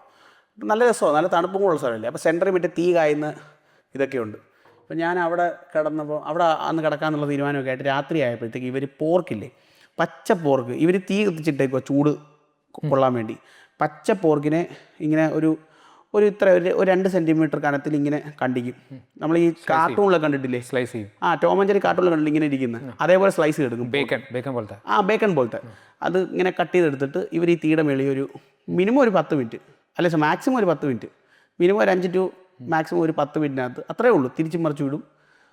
ഒരു മസാല ഇടത്തില്ല, ഒന്നും ഇടത്തില്ല. ഉപ്പൊരു കിണ്ണിക്കകത്ത് ഉപ്പ് കൊണ്ട് വെച്ചിട്ടുണ്ട്. എന്നിട്ട് ഇവരിങ്ങനെ കട്ട് ചെയ്തിട്ട് നമ്മളെ തരും. നമ്മൾ ഈ ഉപ്പ് മുക്കിയതിരുന്നത് ഉപ്പ് ഇങ്ങനെ മുക്കിയിട്ട് ഇത് കഴിക്കും. എനിക്ക് ഭയങ്കര വിചിത്രമായിട്ട് തോന്നി. പക്ഷേ ഇത്രയും ടേസ്റ്റുള്ള പോർക്ക് കഴിച്ചിട്ടേ ഇല്ല. ഇത്രയും ടേസ്റ്റുള്ള പോർക്കെ കഴിച്ചിട്ടേ ഇല്ല. അതുപോലെ രുചിയായിരുന്നു ആ പോർക്ക്. ഞാനത് ജീവിതത്തിൽ മറക്കത്തില്ല ടേസ്റ്റ്. എനിക്ക് ഇവിടെ വെച്ച് ട്രൈ ചെയ്യണമെന്നുണ്ട്, പക്ഷേ വീട്ടിൽ കയറ്റത്തില്ല, അതുകൊണ്ട് ഇതുവരെ ട്രൈ ചെയ്തില്ല. പിന്നെ ഒരു സംഭവം എന്ന് പറഞ്ഞു കഴിഞ്ഞാൽ ഈ ഫെർമെൻറ്റഡ് പോർക്ക് എന്ന് പറഞ്ഞൊരു സംഭവം കഴിച്ചിട്ടുണ്ട്. അത് ഭയങ്കര വിയേഡാണ്. എനിക്കത് കഴിച്ചത് ഇപ്പോഴും റിഗ്രറ്റുണ്ട്. അത് മണിപ്പൂർ വെച്ചിട്ടാണ് ഈ സാധനം നമ്മളതെങ്ങനെ ഉണ്ടാക്കുന്നത് വെച്ച് കഴിഞ്ഞാൽ, നമ്മുടെ സോയാബീൻ ഉണ്ടല്ലോ, ഈസ്റ്റ് ഇട്ട് 2 ദിവസം പുളിപ്പിച്ചെടുക്കും. എന്നിട്ട് പച്ച പോർക്ക് ഇതിനകത്തോട്ടിടും. അപ്പോൾ ഈ പോർക്ക് ഇട്ടതിന് ശേഷം പിന്നെ 2 ദിവസം വെക്കും. പച്ച പോർക്ക് ഇട്ട് ചൂടാക്കത്തൊന്നുമില്ല, അതേപോലെ തന്നെ ഫെർമെൻറ്റ് ചെയ്ത് വെച്ചേക്കും. അപ്പോൾ ഈ പോർക്ക് പൊങ്ങി കിടന്നിട്ട് പുഴുക്കും ഇങ്ങനെ മേളുവശം. ഇതെല്ലാം കൂടെ വാരി ഇവർ കറിയാക്കും. ഇതാണ് ഫെർമെൻറ്റഡ് പോർക്ക്. ഇതിനൊരു ഹ്യൂമൻ വേസ്റ്റിൻ്റെ വാടയാണ്. ഡെഡ് ബോഡി അളിഞ്ഞ് സ്മെല്ല് കേട്ടിട്ടുണ്ടോ? കേട്ടിട്ടുണ്ട് മീൻസ് എപ്പോഴേലും ആ സ്മെല്ലാണിത്. ഞാനിത് 2 പീസ് എടുത്ത് വായി വെച്ച്, എൻ്റെ ദൈവമേ, എനിക്കത് ഓർക്കാൻ പോലും പറ്റാത്ത സ്ഥിതി. എനിക്കിപ്പോഴും ആ പറയുമ്പോൾ ഉണ്ടല്ലോ എൻ്റെ മനസ്സിൽ ആ വാട ഇങ്ങനെ വരുന്നത്. അതുമാതിരി ഒരു സാധനമായിരുന്നു അത്. എനിക്ക് ഇഷ്ടപ്പെടാത്ത, ഞാൻ കഴിച്ചിട്ടുള്ളതിൽ ഏറ്റവും വിയേഡായിട്ട് എനിക്ക് തോന്നിയിട്ടുള്ള, പുഴുവിന് വരെ ഇതിലും ടേസ്റ്റ് ഉണ്ട്. ഞാൻ പുഴുവിനെ കഴിച്ചിട്ടുണ്ട്, പുഴുവിനെയും ഈ വെട്ടിലിനെയും കഴിച്ചിട്ടുണ്ട്, അതിനൊക്കെ ഇതിലും ടേസ്റ്റ് ഉണ്ട്. പക്ഷേ ഇത് എൻ്റെ വെട്ടിൽ എന്ന് പറഞ്ഞാൽ, വെട്ടെന്ന് പറഞ്ഞാൽ മറ്റേ കാറ്റർപില്ലർ. അതിനെയൊക്കെ കഴിച്ചിട്ടുണ്ട്. അതിലൊക്കെ അത് കാറ്റർപില്ലറൊക്കെ പൊടിഞ്ഞു പോകും നമ്മൾ വായിലിടുമ്പോഴേ. ചുമ്മാ ഒന്നും ഫ്രൈ ചെയ്തിട്ടയ്യ അതവർ ഫ്രൈ ചെയ്ത് തരുന്നത്, ഡ്രൈ ഫ്രൈ. പിന്നെ പുഴുവിനെ റോസ്റ്റ് ചെയ്ത് കഴിച്ചിട്ടുണ്ട്. പട്ടിയിറച്ചിയൊക്കെ കഴിക്കണമെന്നൊക്കെ ഉണ്ടായിരുന്നു, പക്ഷെ കിട്ടിയില്ല ഈ സാധനം. അവിടെ ഇപ്പം നാഗാലാൻഡ് ഗവൺമെൻറ് ഈ ദീമാപൂർ എന്ന് പറഞ്ഞ സ്ഥലമുണ്ട്, അതൊക്കെ ഇതിന് ഫേമസ് ആയിട്ടുള്ള ഒരു മാർക്കറ്റുണ്ട്, ന്യൂ മാർക്കറ്റ് എന്ന് പറഞ്ഞു. അപ്പം അവിടെ ഇപ്പോൾ ഈ പട്ടിയിറച്ചി അവർ എന്താ പറയുന്നത്, ബാൻ എന്നല്ല, അവർ ഇറച്ചി മേടിക്കാൻ കിട്ടും അവിടെ. ഇത് ഇച്ചിരി എക്സ്പെൻസീവ് ആയിട്ടുള്ള സാധനം, 100-600 രൂപ വിലയുള്ള ഒരു ഇറച്ചിയായത്. അവിടെ കൊണ്ട് ഇഷ്ടം പോലെ ഞാൻ പട്ടിയെ കെട്ടിയിട്ടേക്കുന്ന കുറേ ഞാൻ കാണുകയും ചെയ്തു. പക്ഷേ കടകളിൽ ഇപ്പോൾ ഇറച്ചി വിൽക്കാൻ പാടില്ലെന്നും പറഞ്ഞ് ഇങ്ങനെ ഒരു ചെറിയ റൂള്. അതുകൊണ്ട് എനിക്ക് സാധനം കിട്ടിയില്ല, അതുകൊണ്ട് അത് കഴിക്കാൻ പറ്റില്ല. പിന്നെ ഒരു വിയേഡായിട്ടുള്ള ഫുഡ് ട്രൈ ചെയ്തിട്ടുള്ളത്, ചിക്കൻ വെറുതെ പുഴുങ്ങി കഴിച്ചിട്ടുണ്ടോ? മസാല ഇടാതെ. ഒന്നും ഇടത്തില്ല. ഒന്നും ഇടത്തില്ലെന്ന് പറഞ്ഞാൽ ഉപ്പും ഇടും. ഈ മുള അറിയോ? മുളയല്ല, മുളയില്ലേ, മുളയുടെ കിളിച്ച് വരുന്ന കൂമ്പ് അതിങ്ങനെ കട്ടിച്ചിട്ട് ഇവർ ഇതിൻ്റെ മേളിച്ച് തൊലി മൊത്തം ഇളക്കിക്കളയും. ട്രൈബ്സാണ് കൂടുതൽ ഇതൊക്കെ ഉപയോഗിക്കുന്നത്. എന്നിട്ട് ഇതിനെ അരയ്ക്കും, മിക്സിയിലല്ല, മറ്റേ കല്ലി വെച്ചരയ്ക്കും. അരച്ചിട്ട് ഈ അരപ്പും ചിക്കനും ഉപ്പും പിന്നെ അവിടെ കാണാൻ വല്ല ക്യാരറ്റോ ഒക്കെ ഉണ്ടെങ്കിൽ ചിലപ്പോൾ ഇടും, പക്ഷേ മസാലകളൊന്നുമില്ല. പിന്നെ ഇച്ചിരി ഉപ്പും ഇതിട്ട് സൂപ്പ് പോലെ, ചിക്കൻ സൂപ്പ് എന്നാണ് അവർ പറയുന്നത്. അതിന് അത് നല്ല രുചിയുള്ള സാധനം, എനിക്ക് ഇഷ്ടപ്പെട്ടായിരുന്നു. പക്ഷേ നമ്മുടെ നാട്ടിൽ നിന്നൊക്കെ ഇത്രയും മസാല ഉപയോഗിച്ച് കഴിക്കുന്നവരായതുകൊണ്ട് ഇഷ്ടപ്പെടണമെന്നില്ല. പക്ഷേ എന്നെ സംബന്ധിച്ച് എനിക്ക് ഇങ്ങനത്തെ സാധനങ്ങളോടൊരു ക്രൈസ് ഉള്ളതുകൊണ്ട് എനിക്കിഷ്ടപ്പെട്ടു, എനിക്കത് ഭയങ്കരമായിട്ട് ഇഷ്ടപ്പെട്ടു. അത് ഒരു ഭയങ്കര വിയേഡായിട്ടുള്ള, വെളുത്തിരിക്കും. ഈ മസാല അധികം ഉപയോഗിച്ചുകൂടാ ശരിക്കും പറഞ്ഞാൽ. പൊടിച്ച്, എസ്പെഷ്യലി പൊടിച്ച് മസാല ഉപയോഗിച്ചുകൂടാന്നാണ് പറയുന്നത്. മസാല ഉപയോഗിക്കുവാണെങ്കിൽ തന്നെ അരയ്ക്കുമല്ല, അതേപോലെ ഇട്ട് അതിൻ്റെ എസെൻസ് ഇറക്കി ആ എസെൻസേ യൂസ് ചെയ്യാവൂന്നാണ് പറയുന്നത്. നമ്മളെന്താ ചെയ്യുന്നത്, ഫുള്ള് പൊടിച്ച് അതിനെ ആ പൊടിയാക്കിയിട്ട് പൊടി ഉള്ളി പോവല്ലേ. അത് ഭയങ്കര ഇഷ്യൂ, ലിവറിനൊക്കെ കേടാന്നാണ് പറയുന്നത്. ഇതിനെക്കുറിച്ച് ഇതായിട്ട് അറിയില്ല, എന്നാലും കേട്ടിട്ടുള്ളത് ഇങ്ങനെ. 28 സംസ്ഥാനം പോയി എന്ന് പറഞ്ഞു, യൂണിയൻ ടെറിട്ടറീസ് പോയല്ലോ. അപ്പോൾ ഇത് തമ്മിൽ കൾച്ചറിൽ എന്തെങ്കിലും വ്യത്യാസം ഉണ്ടോ? നമ്മുടെ സംസ്ഥാനങ്ങളും യൂണിയൻ ടെറിട്ടറീസും തമ്മിൽ കൾച്ചറിൽ എന്തെങ്കിലും വ്യത്യാസം ഉണ്ടോ? ഉറപ്പായിട്ടും. ഈ യൂണിയൻ ടെറിട്ടറീസിൽ ഈ കൾച്ചർ വ്യത്യാസം ഉണ്ടോ എന്ന് വെച്ച് കഴിഞ്ഞാൽ, ഇപ്പോൾ ഓരോ യൂണിയൻ ടെറിട്ടറീസ് കൂടുതൽ ഈ ബ്രിട്ടീഷൊക്കെ ലാസ്റ്റ് റൂൾ ചെയ്തുകൊണ്ടിരുന്ന ഒരു സ്റ്റൈലിലുള്ള രീതികൾ. ഇപ്പോൾ ഫ്രാൻസ് ഉണ്ട്, പോർച്ചുഗീസ് ഉണ്ട്, അവരൊക്കെ ഒരു ബ്രിട്ടീഷ് അല്ലെങ്കിൽ അങ്ങനത്തെ ഒരു സിസ്റ്റമാണ് അവിടുത്തെ. ആ ഒരു ഇപ്പോൾ പോണ്ടിച്ചേരിയൊക്കെ പോയിട്ടുണ്ടെങ്കിൽ അറിയായിരിക്കും, പോണ്ടിച്ചേരിയിലെ ഒരു സ്റ്റൈലും ഫ്രഞ്ച് കോളനൈസേഷൻ്റെ ഇതായിട്ടുള്ളതാണ്. അപ്പം ആ പോണ്ടിച്ചേരി ആയാലും നമ്മുടെ മാഹി ആയാലും എല്ലായിടത്തും ഒരു ആ ഒരു ടച്ചുണ്ട്. ഡമൻ ഡ്യൂ, പിന്നെ ഡൽഹി ഒരു യൂണിയൻ ടെറിട്ടറി. ഡൽഹിയെ പക്ഷേ എനിക്ക് ആ കൂട്ടത്തിൽ കൂട്ടാൻ തോന്നത്തില്ല. സൗത്തിലുള്ള യൂണിയൻ ടെറിട്ടറീസിനെല്ലാം ഈ ടച്ചുണ്ട്. നോർത്തിലുള്ളതിൽ ലഡാക്കൊക്കെ യൂണിയൻ ടെറിട്ടറിയിലാണ് വരുന്നത്. ലഡാക്കിനും അങ്ങനത്തെ ടച്ചൊന്നുമില്ല, പക്ഷേ അത് കേന്ദ്രഭരണ പ്രദേശമാണ്. പിന്നെ ഡൽഹി ഒരു പ്രോപ്പർ സിറ്റിയാണ്. പിന്നെ എൻ്റെ ഫേവറേറ്റ് യൂണിയൻ ടെറിട്ടറി ഇന്ത്യയിലെ ചണ്ഡീഗഡാണ്. എൻ്റെ ഫേവറേറ്റ് യൂണിയൻ ടെറിട്ടറി. കാര്യം ചണ്ഡീഗഡ് എന്ന് പറഞ്ഞാൽ ഒരു പെർഫെക്റ്റ്ലി അറേഞ്ച്ഡ് സിറ്റിയാണ്. ലൈക്ക് ഒരു എന്താ പറയുക, നമ്മളൊരു ഇങ്ങനെ ഒരു 10 ലൈൻ ഇങ്ങനെ താഴോട്ട് വരയ്ക്കുന്നു. ഇന്ത്യയിലെ ഏറ്റവും പ്ലാന്റ് സിറ്റിയാണ്, ആദ്യത്തെ പ്ലാന്റ് ടൗൺ. ഇങ്ങനെ ക്രോസും വരയ്ക്കുന്നു. ആ ബോക്സുകളില്ലേ, ആ ബോക്സുകളിൽ ബിൽഡിങ്ങും ആ ലൈനുകൾ റോഡും. ഇതാണ് ചണ്ഡീഗഡ്.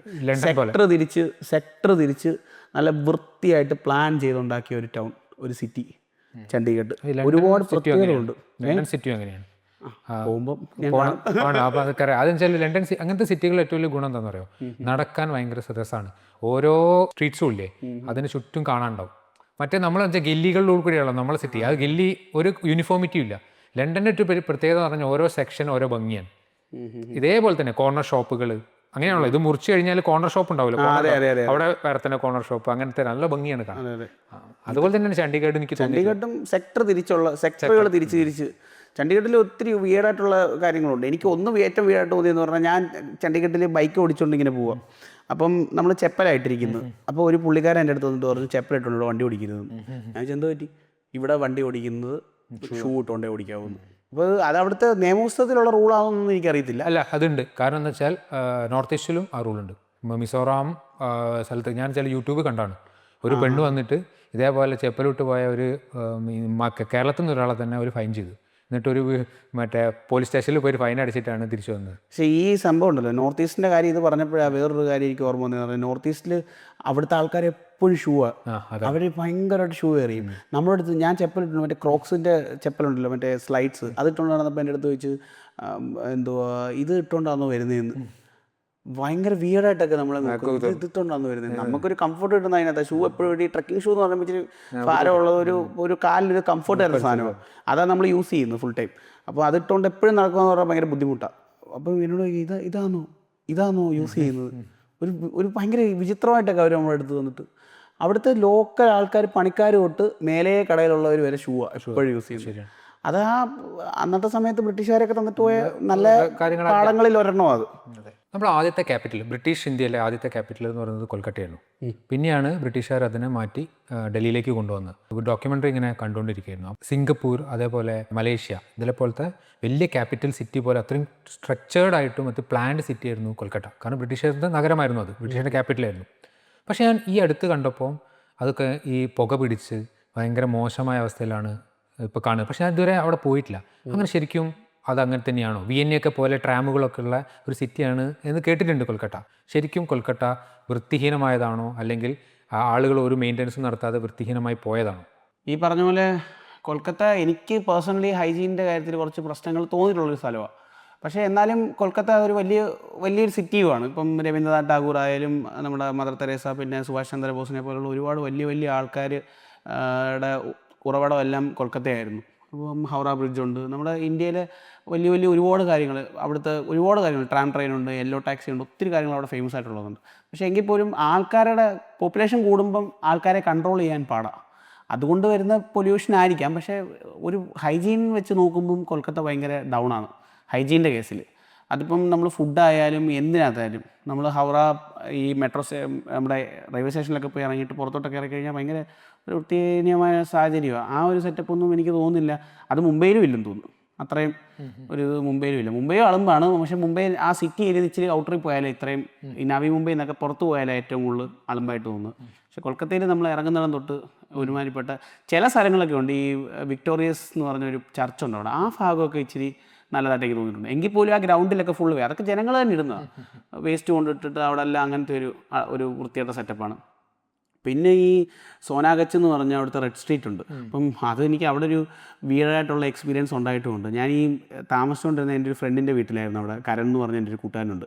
പുള്ളി കൊൽക്കത്തക്കാരന്. അപ്പോൾ അവിടെ നമ്മൾ താമസിച്ചിട്ട് ഒരു ദിവസം രാവിലെ, എനിക്കറിയത്തില്ല ഈ സോനാഗച്ചിനെ കുറിച്ച് പണ്ട് കേട്ടിട്ടുണ്ടെന്നല്ലാതെ ഇത് എവിടെയാണെന്നോ എന്താണെന്നോ ഒന്നും അറിയില്ല. ഇവൻ്റെ വീടിൻ്റെ അടുത്തുനിന്ന് ഞാൻ ഇവനോട് ചുമ്മാ നടന്നിട്ട് വരാമെന്ന് പറഞ്ഞ് ഇറങ്ങി ഇങ്ങനെ നടന്ന് ഫോൺ വിളിച്ച് നടന്ന് ഒരു 2-2.5 കിലോമീറ്റർ പോയി. എന്നിട്ട് തിരിച്ച് അപ്പോൾ അങ്ങോട്ട് പോകുമ്പോഴേക്കും ഡൗട്ട് അടിക്കുന്നുണ്ട്. നമ്മൾ ഈ ഇങ്ങനെ ഗല്ലി പോലെ ഉണ്ട്. പിന്നെ പെണ്ണുങ്ങളൊക്കെ പുറത്ത് വേറെ ഡ്രസ്സിങ്ങിലൊക്കെ നിൽക്കുന്നു. അപ്പം ഒരു ഡൗട്ട് അടിച്ചു. പക്ഷേ അപ്പോഴും ഞാൻ മൈൻഡ് ചെയ്ത ഫോണിലായിരുന്നുകൊണ്ട് ഞാൻ അമ്മയുടെ അടുത്ത് സംസാരിച്ചിട്ട് ഇങ്ങനെ പോയിട്ട് തിരിച്ചു വരുന്ന വഴിക്ക് ഒരു 10-55 വയസ്സുള്ള ഒരു ചേച്ചി വന്നിട്ട് കൈ കയറി പിടിച്ച്, വരാം വാ, നല്ല പെണ്ണുങ്ങൾ ഉണ്ടെന്ന് അകത്ത്. ഞാൻ ഒരു കൈ വിടുക, ഇത് നല്ല ടൈറ്റായിട്ട് പിടിച്ചേക്കുക. നമുക്കൊരു പേടിയുണ്ട്. ഈ അസുഖങ്ങളൊക്കെ ഉള്ള ആൾക്കാരായിരിക്കുമല്ലോ ഇവർ, മേ ബി HIV പോലുള്ള. അപ്പോൾ ഇവർ കൈ വിടുന്നുമില്ല. ഞാൻ ഇവരെ കൈ പെട്ടെന്ന് തട്ടി മാറ്റിയിട്ട് ഞാൻ പറഞ്ഞു ഞാനില്ല, ഞങ്ങൾ പോകാൻ പറഞ്ഞു. അങ്ങനെ പറഞ്ഞിട്ട് ഞാനിങ്ങനെ പെതുക്കെ നടന്നു. അപ്പോഴാണ് ഞാൻ ആ സ്ഥലത്ത് ശ്രദ്ധിക്കുന്നത്. അപ്പോൾ ഞാൻ ഇവരെ പിടിക്കാൻ വന്ന ആ ഗല്ലിയിൽ അകത്തോട്ട് നോക്കിയപ്പോഴത്തേക്ക് ഫുള്ള് ഇങ്ങനെ സ്ട്രീറ്റ്സാണ്. അകത്തോട്ട് കയറാൻ എനിക്ക് പേടിയായിരുന്നു ആക്ച്വലി. കയറിയില്ല. ഞാൻ അവിടെ നിന്ന് പിന്നെ പെതുക്കിച്ച് ഫാസ്റ്റായിട്ട് നടന്ന് ഇങ്ങനെ മൂവ് ആയിട്ട് ഇങ്ങനെ അവൻ്റെ വീടിൻ്റെ അടുത്ത് വന്നു. അപ്പോൾ അതെനിക്ക് ഒരു വീട്ടിലുള്ളത്. പിന്നെ ഞാൻ അവൻ്റെ അടുത്ത് വന്ന് ചോദിച്ചപ്പോൾ എന്നോട് പറഞ്ഞു അത് സോനാഗച്ചാണ്, അവിടെ നിന്നാണ് സ്റ്റാർട്ടിങ്. അതെനിക്ക് തോന്നുന്നു വലിയൊരു ഇന്ത്യയിലെ ഏറ്റവും വലിയ റെഡ് സ്ട്രീറ്റാണ്. വലിയ റെഡ് സ്ട്രീറ്റാണ്. മുംബൈ പോലും ഇത്ര മുംബൈയിലില്ലേ റെഡ് സ്ട്രീറ്റ്? മുംബൈയിലുണ്ട്. ഇത് മുംബൈയിലും റെഡ് സ്ട്രീറ്റ് ഉണ്ട്. മുംബൈയുടെ കാമാത്തിപുര റെഡ് സ്ട്രീറ്റിലും ഞാൻ പോയിട്ടുണ്ട്. അത് ഞാൻ മുംബൈയിൽ അന്ന് ബൈക്കിൽ പോയ സമയത്ത്, പക്ഷേ നമ്മൾ നിർത്തിയില്ല. അതും ഈ പറഞ്ഞ നമുക്ക് ഈ റെഡ് സ്ട്രീറ്റിനകത്ത് കയറുമ്പം ഒന്ന് ഈ സെക്ഷുവലായിട്ടുള്ള ഇതിന് ആവശ്യങ്ങൾക്ക് വേണ്ടി പോകുന്നവരുണ്ട്, 2 കാണാൻ വരുന്നവരുണ്ട്. ഈ എന്താണ് അകത്ത് ഇറങ്ങുന്നത്. ഇപ്പോൾ എന്നെ പോലെ ക്യൂരിയോസിറ്റി ഉള്ളത്, എനിക്ക് ഈ അഡ്വഞ്ചേഴ്സും ക്യൂരിയോസിറ്റി ഭയങ്കര ഇഷ്ടമാണ്. അപ്പോൾ എന്നെ പോലെ ഇത് കാണാൻ പോകുന്ന ആൾക്കാരുണ്ട്. അപ്പോൾ ഈ അകത്ത് എന്ന് കഴിയുമ്പം നമ്മൾ അവിടെ എന്താണ് ഇതാണ് നമ്മുടെ ക്യൂരിയോസിറ്റി. ഇതാണ് ഇങ്ങനെ വരുന്നവരെ ഇവർക്ക് കണ്ടാൽ അറിയാം. ഇവർ നമ്മളെ അറ്റാക്ക് ചെയ്യാൻ ശ്രമിക്കും ഇങ്ങനെ വരുന്നവരെ. നമ്മളതുകൊണ്ട് ക്യാമറ ഒന്നും എല്ലാം ഓഫ് ചെയ്ത്, ഞാൻ ഗോപ്രോ ഉണ്ടായിരുന്നു. അപ്പോൾ ഞാൻ ഹെൽമെറ്റിൽ ഗോപ്രോ മൗണ്ട് ചെയ്താൽ കയറിയതകത്ത്. ഹെൽമെറ്റിലെ ഗോപ്രോ കണ്ടിട്ട് കൈ കാണിച്ച ആൾക്കാർ. അപ്പോഴത്തേക്ക് ഞാനിങ്ങനെ നിർത്തിയില്ല, ഇങ്ങനെ സോറി പറഞ്ഞിട്ട് ഞാനിങ്ങനെ പോരുന്നു. അപ്പോൾ അത് കാമാത്തിപുര വെച്ച് അങ്ങനെ ഒരു ഇൻസിഡൻറ്റ് എനിക്ക് ഉണ്ടായിട്ടുണ്ട്. അതല്ല, ഇതേപോലെ നോർത്ത് ഈസ്റ്റ് അങ്ങനത്തെ സ്ഥലങ്ങളിലൊക്കെ ഇതുണ്ടോ? റെഡ് സ്ട്രീറ്റ് ആയിട്ടില്ല, ഞാൻ കണ്ടിട്ടില്ല. ഉണ്ടോയെന്ന് എനിക്ക് അറിയത്തുമില്ല. പക്ഷേ പ്രോസ്റ്റിറ്റ്യൂഷൻ ഭയങ്കരമായിട്ട്, പ്രോസ്റ്റിറ്റ്യൂഷൻ എല്ലാ സ്ഥലത്തും ഉണ്ടല്ലോ. പ്രോസ്റ്റിറ്റ്യൂഷൻ മിസോറാമിൽ ഒരു അമ്പലമുണ്ട്. മിസോറാമിലെ ഐസ്വാൾ എന്ന് പറഞ്ഞ സിറ്റിയുടെ ഏറ്റവും ടോപ്പിലൊരു അമ്പലമുണ്ട്. ആ അമ്പലത്തിൽ ആയിരുന്നു നമ്മൾ 2 ദിവസം താമസിച്ച് ടെൻ്റ് അടിച്ചിട്ട്. അപ്പോൾ പുറത്തിറങ്ങി വന്നപ്പോഴത്തേക്ക് ഒരു പെണ്ണ്, ഒരു ഹൈറ്റൊക്കെ കുറഞ്ഞ പെണ്ണ്, അപ്പോൾ എന്നോട് ചോദിച്ചു ഡു യു ഹാവ് സിഗരറ്റ്സ് എന്ന് ചോദിച്ചു. ഞാൻ പറഞ്ഞു ഐ ഡോണ്ട് സ്മോക്ക്, എൻ്റെ ഇല്ലെന്ന് പറഞ്ഞു. അപ്പം എന്നോട് ചോദിച്ചു യു നീഡ് ഗേൾസ് എന്ന് ചോദിച്ചു. അപ്പം പച്ചയ്ക്ക് വന്നിട്ട് നമ്മുടെ അടുത്ത് ചോദിക്കുമോ 300 500 റേറ്റ് ഒക്കെ പറഞ്ഞു. ആ പെണ്ണ് തന്നെ, അവളാണ് പ്രോസ്റ്റിറ്റ്യൂഷൻ ചെയ്യുന്ന അവൾ തന്നെയാണ്. അവൾ തന്നെ വന്ന് പച്ചയ്ക്ക് റേറ്റ് പറഞ്ഞ് നമ്മുടെ സംസാരിക്കുന്നത്. ഇങ്ങനത്തെ എക്സ്പീരിയൻസ് ഒക്കെ എനിക്ക് കുറേ ഇടത്തുണ്ടായിട്ടുണ്ട്. മിസോറാമിൽ ഉണ്ടായിട്ടുണ്ട്, അരുണാചലിൽ വെച്ചൊരു സംഭവം, തവാഗി വെച്ചുണ്ടായിട്ടുണ്ട് ഒരു സംഭവം. ടൂറിസ്റ്റ് പ്ലേസുകളിലൊക്കെ ഇതിപ്പോൾ ഭയങ്കര, ഹിമാചൽ പോയി മണാലിയിലൊക്കെ ഇത് ഭയങ്കര കോമൺ ആയിട്ട് വന്നുകൊണ്ടിരിക്കുകയാണ്. നമ്മൾ യാത്രകൾ ചെയ്യുമ്പോഴേ കുറേ സോളോ യാത്രയാണല്ലോ കൂടുതലും ചെയ്യുന്നത്. ഗേൾ ഫ്രണ്ട്സിന് കിട്ടിയിട്ടുണ്ടോ യാത്രകൾ? അങ്ങനെ കിട്ടിയിട്ടൊക്കെ ഉണ്ട്. പേഴ്സണലാണ്, എന്നാലും ഇടയ്ക്ക് കുറേ പരിചയപ്പെടാറുണ്ട്. അത് അമ്മമ്മയോ അച്ഛമ്മയേറ്റവും ഇതേപോലെ വേറൊരു കേരളത്തിൽ നിന്നല്ല ബംഗാളിൽ നിന്നോ ഛത്തീസ്ഗഡിൽ നിന്നൊക്കെയാണെന്ന് കേട്ടിട്ടുണ്ടല്ലോ. ശരിക്കും അങ്ങനെ ഒരു കഥ ഉണ്ടോ? ശരിക്കും അവർ ശരിക്കും പുറത്തുനിന്ന് അത് അതേപോലെ നിങ്ങൾ അച്ഛൻ ഇതേപോലെ യാത്ര ചെയ്യുമ്പോൾ അച്ഛൻ്റെ അടുത്ത് അല്ല അച്ഛൻ്റെ അച്ഛൻ യാത്ര ചെയ്യുമ്പോൾ കിട്ടിയതാണോ? അങ്ങനെ കഥ എങ്ങനെയാണ്? അമ്മയുടെ അച്ഛനാ. അമ്മയുടെ അച്ഛനാ. അമ്മമ്മയാണോ? അപ്പോൾ അമ്മമ്മയാണ് ബംഗാൾ. അമ്മമ്മ ഛത്തീസ്ഗഡ് ബംഗാളിയാണ്, പക്ഷെ ഛത്തീസ്ഗഡ് സെറ്റിൽഡ് ബംഗാളിയാണ്. അതെ. അപ്പോൾ അമ്മേൻ്റെ അച്ഛൻ ശരിക്കും ഇതേപോലെ നിങ്ങളെ പോലെ അവിടെ നിന്നാണോ ശരിക്കും ഈ യാത്രകളുടെ ഇത് കിട്ടുന്നത്? അല്ലെങ്കിൽ പുള്ളിക്കാരൻ നല്ല അടിപൊളി ട്രാവലറായിരുന്നു. കാര്യം പുള്ളിയുടെ പാസ്പോർട്ട് ഇപ്പോഴും വീട്ടിലിരിപ്പുണ്ട്. അന്നത്തെ കാലത്ത് പുള്ളി എനിക്ക് തോന്നുന്നു 1995-94 മരിച്ച ആളാണ്. 42-43 വയസ്സ് മരിച്ചത് ആൾ, എൻ്റെ അപ്പൂപ്പൻ, അമ്മയുടെ അച്ഛൻ. പക്ഷേ പുള്ളിയുടെ പാസ്പോർട്ട് ഇപ്പോഴും വീട്ടിലിരിപ്പുണ്ട്. ഒരു ശ്രീലങ്ക, ബാങ്കോക്ക് ഇങ്ങനെയുള്ള ഒരുപാട് രാജ്യങ്ങൾ പോയിട്ടുണ്ട് പുള്ളി അന്ന സമയത്ത്. എന്തിന് പോയതാണെന്ന് നമുക്കറിയില്ല, പുള്ളി ഇല്ലാത്തതുകൊണ്ട് നമുക്ക് ചോദിക്കാനും പറ്റിയിട്ടില്ല. അമ്മ 10 പഠിക്കുമ്പോഴാണ് മരിക്കുന്നത്. അപ്പം അമ്മയും ഒന്നും അതിനെക്കുറിച്ച് ചോദിച്ചിട്ടില്ല. പുള്ളി ഒരുപാട് യാത്ര ചെയ്തിട്ടുണ്ട്. പുള്ളി പാസ്പോർട്ടൊക്കെ ഉണ്ട്. അപ്പോൾ അവിടെ നിന്നായിരിക്കും നിങ്ങൾക്ക് ആ ജീൻ വന്നിട്ടുണ്ടാവും. ജീൻ ചിലപ്പോൾ അതായിരിക്കാം. പപ്പയൊന്നും ഉണ്ട്. പപ്പ ഇപ്പോഴും പപ്പ കൂടുതലും അമ്പലങ്ങളൊക്കെ കേന്ദ്രീകരിച്ച യാത്ര ചെയ്തത്. പക്ഷെ ഇപ്പോഴും ഈ കഴിഞ്ഞ ആഴ്ചയും പളനിയൊക്കെ പോയിട്ട് വന്നേ ഉള്ളൂ. മാസത്തെ ഒരു ട്രിപ്പ് അവരുടെ ഒരു ഗ്യാങ് ഉണ്ട്, അവരിടയ്ക്കിടയ്ക്ക് പോകാറുണ്ട്. പിന്നെ ഗോവയിൽ ഞങ്ങൾ നിൽക്കുമ്പോഴും ഞാനും പപ്പയും ഞങ്ങളെല്ലാവരും കൂടെ ആയിരുന്നു യാത്രകളൊക്കെ. ഒരുപാട് പുള്ളിക്കാരൻ ഗോവയിലും പിന്നെ കർണാടകയിലും ഒക്കെ പുള്ളി കുറേ എടുത്ത് കൊണ്ടുപോയിട്ടുണ്ട് ഞങ്ങളെ. ഒരു 18 വയസ്സാവുന്നതിനും വരെ യാത്രകൾ മൊത്തം ഫാമിലിയുടെ കൂടെ ആയിരുന്നു. ഒരുപാട് സ്ഥലങ്ങളിൽ കേരളത്തിൽ എനിക്ക് 18 വയസ്സാകുമ്പോഴത്തേക്ക് ഞാൻ കേരളത്തിലെ ഓൾമോസ്റ്റ് എല്ലാ ഡിസ്ട്രിക്റ്റുകളിലും പോയിട്ടുണ്ട്. 18 വയസ്സാകുമ്പോഴത്തേക്ക് വയനാട് അവിടെ ഇവിടെ എല്ലാം കൊണ്ടുപോയിട്ടുണ്ട്. അന്നത്തെ സമയത്ത് പുള്ളിക്കാരൻ പപ്പ ഭയങ്കര ചില്ല. എൻ്റെ ഫ്രണ്ട്സിനൊക്കെ പുള്ളി ഭയങ്കര കാര്യമാണ്. പുള്ളി അവരുടെ അടുത്തും ഭയങ്കര കമ്പനിയാണ്. എന്ന് പണ്ട് കൊച്ചിലെയൊക്കെ എൻ്റെ കൂട്ടുകാരെയും കൂട്ടിയിട്ട് ഞങ്ങളെല്ലാവരും കൂടെ, ഞാനും പപ്പയും എൻ്റെ ഫ്രണ്ട്സും, വണ്ടി ഓടിക്കാൻ ഞങ്ങളെല്ലാം 18 വയസ്സ് താഴെയുള്ളവർ, ഞങ്ങളെല്ലാവരും ഒരുമിച്ച് വണ്ടർലേ പോവും. പപ്പ വരും. എന്നിട്ട് പപ്പയും നമ്മുടെ കൂടെ തന്നെ ഫുൾ ടൈം മറ്റേ ഇതിനകത്ത് വെള്ളത്തിൽ ചാടുക. പുള്ളി നമ്മുടെ അതേ എൻ്റർടൈൻമെൻറ്റാണ്. ഇപ്പം ആൾ അത്രയും ഇല്ല, അന്നൊക്കെ ഭയങ്കര ഫുൾ ടൈം. എന്നിട്ട് ഞങ്ങളെ കൊണ്ട് ഇവിടെ വയനാട് അവിടെ പോവുക, സിൽവർ സ്റ്റോം ഒക്കെ ഒരുപാട് സ്ഥലങ്ങളിൽ പപ്പ എൻ്റെ കൂട്ടുകാരെയും കൂട്ടി, ഞാനും എൻ്റെ അനിയനും എൻ്റെ കൂട്ടുകാരും പപ്പയും. ഇവരുടെ ആരുടെയും പേരൻസ് അന്ന് വരുത്തില്ല അങ്ങനെ. പക്ഷേ എൻ്റെ അച്ഛൻ അങ്ങനെ അന്ന് വരുമായിരുന്നു. പുള്ളിക്ക് അപ്പോൾ യാത്രയോട് ഭയങ്കര താല്പര്യമുള്ള കൂട്ടത്തില്ല. ഞാൻ ചെന്നൈയിലൊക്കെ നിൽക്കുമ്പോൾ ഇടയ്ക്കിടയ്ക്ക് വരുമായിരുന്നു. അതുപോലെ അമ്മൂമ്മയുടെ ഈ പറഞ്ഞ വീട്ടിൽ ഛത്തീസ്ഗഡിൽ പോകുമായിരുന്നു. അമ്മൂമ്മയുടെ ശരിക്കും പറഞ്ഞു കഴിഞ്ഞാൽ വേറൊരു സ്റ്റോറിയുണ്ട്. അമ്മൂമ്മ ഏതാണ്ട് ഒരു 44, ഇപ്പോൾ ഒരു 48 വർഷമായി വന്നിട്ട്. അമ്മൂമ്മ ഈ 48 വർഷം മുമ്പ് വന്ന് 2021 എൻ്റെ ഈ ബൈക്ക് യാത്രയില്ലേ, അതുവരെ അമ്മൂമ്മയുടെ ഫാമിലിയായിട്ട് ഒരു ബന്ധവും ഇല്ലായിരുന്നു. അവരുമായിട്ട് ലെറ്റർ അയക്കുന്നതോ അല്ലാതെ അമ്മൂമ്മയുടെ അച്ഛനും അമ്മയൊക്കെ അവിടെ ഛത്തീസ്ഗഡിലെ ഒരു ട്രാൻസ്പോർട്ടിൽ വർക്ക് ചെയ്തുകൊണ്ടിരുന്ന ആൾക്കാരാണ്.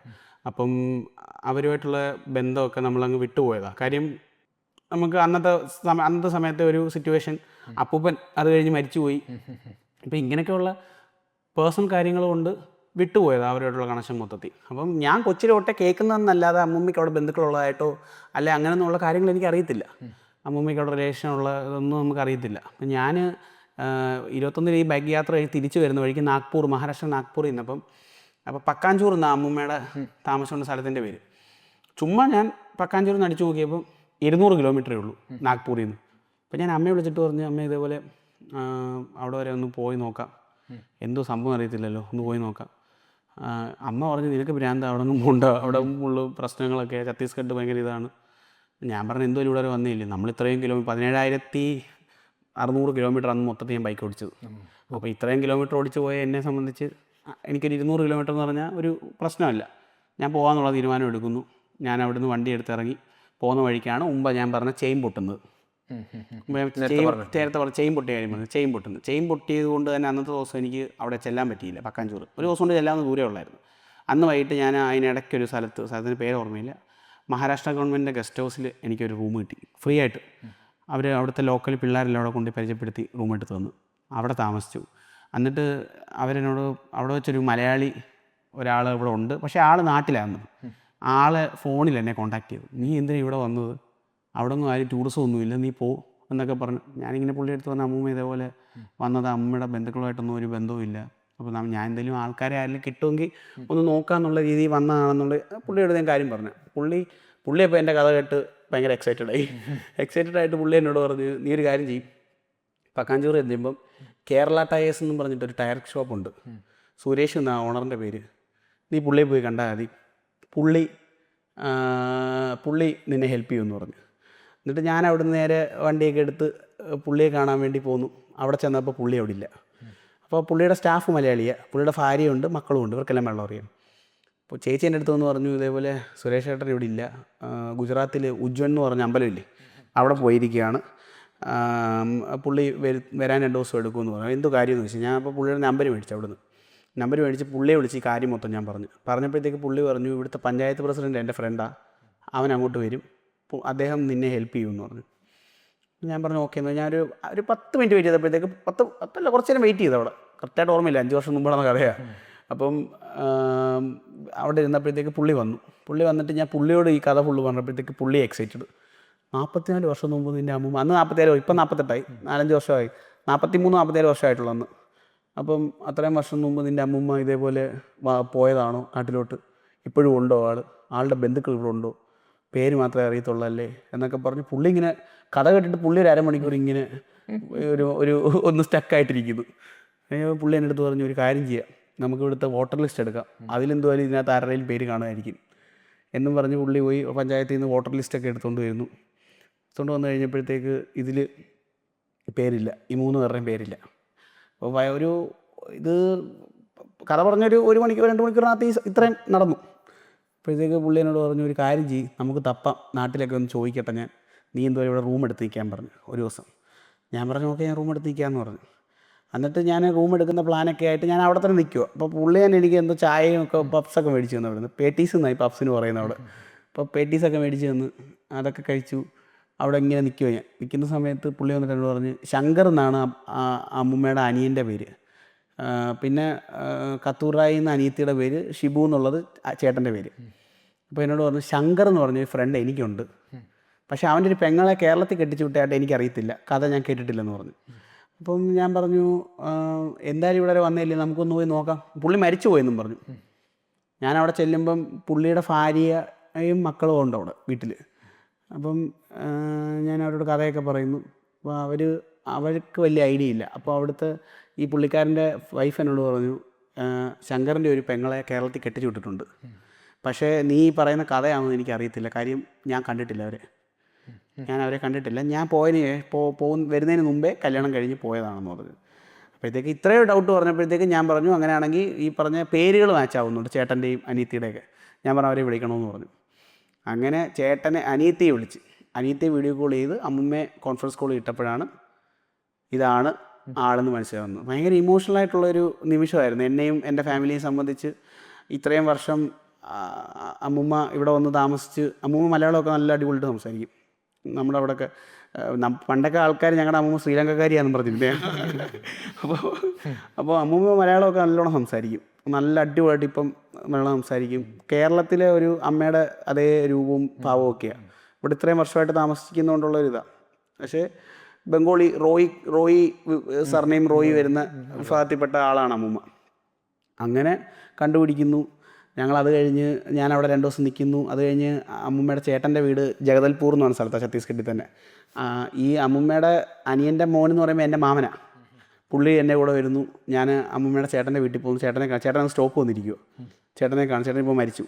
അമ്മൂമ്മയെ പക്ഷേ കണ്ടതിന് ശേഷമാണ് പുള്ളി മരിക്കുന്നത്. അപ്പോൾ എന്തോ ഒരു നിയോഗം പോലെ പുള്ളി അത്രയും നാൾ ജീവിച്ചിരുന്നത് മേ ബി അമ്മൂമ്മയെ കാണണമെന്നുള്ളൊരു ഇതുകൊണ്ടാണോ എന്തോന്ന് എനിക്കറിയത്തില്ല. അത് കഴിഞ്ഞ് ഞാൻ തിരിച്ച് നാട്ടിൽ വരുന്നു. അമ്മൂമ്മയുടെ അനിയത്തി 1 മാസം കഴിഞ്ഞപ്പം അമ്മൂമ്മയുടെ അനിയത്തി ഡൽഹി വർക്ക് ചെയ്യുന്നത്, പുള്ളിക്കാരി അവിടുന്ന് ഇവിടെ വരുന്നു, നമ്മുടെ വീട്ടിൽ വരുന്നു. പുള്ളിക്കാരി 2 ആഴ്ചയോളം വീട്ടിൽ ഇരിക്കുന്നു. അത് കഴിഞ്ഞ് തിരിച്ച് പോയി കഴിഞ്ഞ് പിന്നെ ഒരു 5-6 മാസം കഴിഞ്ഞപ്പോൾ ഞങ്ങൾ അമ്മൂമ്മയും കൊണ്ട് ഇവിടുന്ന് ഛത്തീസ്ഗഡ് പോയി. ഞാനും എൻ്റെ അമ്മയും അനിയനും അമ്മൂമ്മയും പപ്പയും കൂടെ, ഞങ്ങൾ 5 പേരും കൂടെ ഞങ്ങൾ കാറിൽ ഇവിടുന്ന് ഡ്രൈവ് ചെയ്താൽ പോയത് ഛത്തീസ്ഗഡ്. നമ്മളിവിടുന്ന് അതൊരു യാത്രയായിരുന്നു, ഒരു 10-15 ദിവസത്തെ പരിപാടിയായിരുന്നു. ഇവിടുന്ന് ഞങ്ങൾ ബാംഗ്ലൂർ. അപ്പോൾ അമ്മയൊക്കെ അങ്ങനെ ബാംഗ്ലൂരൊന്നും അങ്ങനെ വന്നിട്ടില്ല. അപ്പോൾ എല്ലാവരും ഒന്ന് കറങ്ങാമെന്നുള്ളൊരു പ്ലാനും കൂടെ വെച്ചിറങ്ങിയതാണ്. ആദ്യം ഇവിടുന്ന് ബാംഗ്ലൂരിൽ നിന്ന് പിന്നെ ഹംപിയിൽ നിന്ന് പിന്നെ ഇത് നമ്മുടെ ഹൈദരാബാദ്, അവിടുന്ന് ഛത്തീസ്ഗഡ്, അവിടുന്ന് ഒഡീഷ, വിശാഖപട്ടണം, വിജയവാഡ വഴിയാണ് തിരിച്ചു വരുന്നത്. അന്ന് പോയപ്പോൾ അമ്മുമ്മ ചേട്ടനെ, സ്വന്തം സഹോദരങ്ങളുടെ മൂത്ത ചേട്ടനെ 44 വർഷത്തിന് ശേഷം കാണുന്നു. രക്തബന്ധമല്ലേ, ആ ഇമോഷൻ എന്ന് പറയുമ്പം ചിന്തിക്കാവുന്നതേ ഉള്ളൂ. പിന്നെ അനിയൻ്റെ മക്കളെ കാണുന്നു. അനിയൻ കല്യാണം കഴിച്ചിട്ടുണ്ടെന്ന് പോലും പുള്ളിക്കാരിക്ക് അറിയില്ല. അനിയൻ്റെ മോൻ ഇന്ന് ഏതാണ്ട് ഇപ്പോൾ 30-32 വയസ്സ് കാണും പുള്ളിക്ക്. അന്നൊരു 28 ആ പ്രായമൊക്കെ ഉണ്ട്. പുള്ളിയുടെ കല്യാണം കഴിഞ്ഞ് പുള്ളിക്കൊരു മോനുണ്ട്. അപ്പോൾ അമ്മുമ്മയുടെ അനിയൻ കല്യാണം കഴിച്ചിട്ടുണ്ടെന്ന് പോലും പുള്ളിക്കാരിക്ക് അറിയത്തില്ലായിരുന്നു. ആ സിറ്റുവേഷനിൽ നിന്നാണ് അത് അങ്ങനെ ഇത് വന്നത്. ഇപ്പോൾ അവരുടെ നല്ല കണക്ഷനുണ്ട്, എല്ലാവരോട്ടും നല്ല ബന്ധമുണ്ട്. അത് ഈ അമ്മുമ്മയെ കണ്ടു കഴിഞ്ഞ് ഒരു 2 മാസം കഴിഞ്ഞപ്പം വലിയ ചേട്ടൻ മരിച്ചു. അറ്റാക്കായിരുന്നു. അപ്പം അതും ഒരു ഭയങ്കര, പുള്ളി സ്റ്റോക്ക് വന്നിട്ട് പോലും മരിക്കാതെ അങ്ങനെ പുള്ളിക്കാരിയെ കണ്ടപ്പം എന്തോ നമ്മളടുത്ത് പറയത്തില്ല ഇങ്ങനെ. അതെ, അതിനുവേണ്ടിയായിരിക്കാം കാത്തു നിന്നത്. എൻ്റെ ജീവിതത്തിലെ വലിയൊരു യാത്രയിൽ എനിക്ക് കിട്ടിയ ഏറ്റവും വലിയ ഒരു അച്ചീവ്മെൻറ്റിൽ ഒന്നായിരുന്നു. ഇത് എൻ്റെ അമ്മുമ്മയെന്നല്ല, ആരുടെ ആണെങ്കിലും ഒരു സഹോദരങ്ങളെ കണ്ടുപിടിക്കുക എന്നൊക്കെ പറഞ്ഞ, വർഷങ്ങൾക്ക് ശേഷം കാണാതായ ആൾക്കാരെ കണ്ടുപിടിക്കുക എന്നൊക്കെ പറഞ്ഞാൽ വലിയ കാര്യമാണ്. അവരെ സംബന്ധിച്ച് സിനിമകൾ വരെ ഉണ്ടായിട്ടുണ്ട്. ഉറപ്പായിട്ടും ഇത് കഥ വെച്ചിട്ട് അവരെ കണ്ടുപിടിക്കുക എന്നൊക്കെ പറഞ്ഞു കഴിഞ്ഞാൽ വലിയൊരു സ്റ്റോറിയാണ്. അത് എനിക്ക് മറക്കാൻ പറ്റാത്ത എൻ്റെ യാത്രാനുഭവങ്ങളിലൊന്നാണ്. അരവിന്ദൻ്റെ ഫ്യൂച്ചർ പ്ലാൻസ് എന്തൊക്കെയാണ്? ഇന്ത്യ മുഴുവൻ കണ്ടു കഴിഞ്ഞു, ഇനി എന്താണ്? പുറത്തേക്ക് ഇന്റർനാഷണൽ ട്രാവൽ, അല്ലെങ്കിൽ പുറത്തേക്ക് വേറെ എന്തെങ്കിലും പരിപാടികളുണ്ടോ? എന്താണ്? എല്ലാ രാജ്യങ്ങളും പോകണം. 195 രാജ്യങ്ങളും കറങ്ങണം. എനിക്ക് എവറസ്റ്റ് കയറണമെന്നുണ്ട്. അതിനൊക്കെ നല്ല ഹ്യൂജ് ബഡ്ജറ്റാണ്. ഇപ്പം തന്നെ ചെറിയ യാത്രകൾ പോകാൻ ഫണ്ടിന് ബുദ്ധിമുട്ടുകളുണ്ട് എനിക്ക്. പേഴ്സണലി ഞാൻ പറഞ്ഞ പോലെ എനിക്ക് ഫൈനാൻഷ്യലി ഞാൻ സ്റ്റേബിൾ അല്ല, ഇപ്പം വരുമാനമില്ല. അതുകൊണ്ട് തന്നെ യാത്രകളൊക്കെ ഭയങ്കര റേറ്റ് ചുരുക്കുന്നതിൻ്റെ എമൗണ്ട് ബഡ്ജറ്റ് ഫ്രണ്ട്ലി ആയിട്ട് പോകുന്നതിൻ്റെ മെയിൻ റീസണും അതാണ്. അധികം ആരെയും ബുദ്ധിമുട്ടിക്കാതെ എനിക്ക് പോകാൻ പറ്റുമെങ്കിൽ അതായിരിക്കും നല്ലത്. സ്പോൺസേഴ്സൊക്കെ നോക്കുന്നുണ്ട്, പക്ഷെ ഒന്നും അങ്ങനെ കാര്യമായിട്ടൊന്നും തടയുന്നൊന്നുമില്ല. എല്ലാ രാജ്യങ്ങളും കറങ്ങണമെന്നുണ്ട്. അടുത്ത മാസം അതിനോടനുബന്ധിച്ച് തുടങ്ങാനുള്ളൊരു പ്ലാനാണ്. ഇപ്പം ഞാൻ ദുബായ് പോയിട്ടുണ്ട്. ഇന്ത്യയും ദുബായും മാത്രമേ ഞാൻ വേറെ രാജ്യങ്ങൾ, 2 രാജ്യമേ ഞാൻ കണ്ടിട്ടുള്ളൂ. ദുബായ് ഞാൻ എല്ലാം കവർ ചെയ്ത് കണ്ടതാണ്. 25 ദിവസം കൊണ്ട് 7 എമിറേറ്റ്സും എല്ലായിടത്തും പോയിട്ട് എല്ലാം കണ്ടതാണ്. ഇനിയിപ്പം പ്ലാൻ എന്ന് പറഞ്ഞു കഴിഞ്ഞാൽ അടുത്ത മാസം ഇറങ്ങിയിട്ട് നേപ്പാൾ, ഭൂട്ടാൻ, ബംഗ്ലാദേശ്, മ്യാൻമാർ, തായ്ലൻഡ് വരെ പോകണമെന്നുള്ള പ്ലാനിലാണ്. പിന്നെ അങ്ങനെ ആ ട്രിപ്പ് അവിടുന്ന് എക്സ്പാൻഡ് ചെയ്യാൻ പറ്റുമെങ്കിൽ, ദൈവം സഹായിച്ച് അന്ന് എൻ്റെ പൈസ ഉണ്ടെങ്കിൽ ഞാൻ എക്സ്പാൻഡ് ചെയ്യും.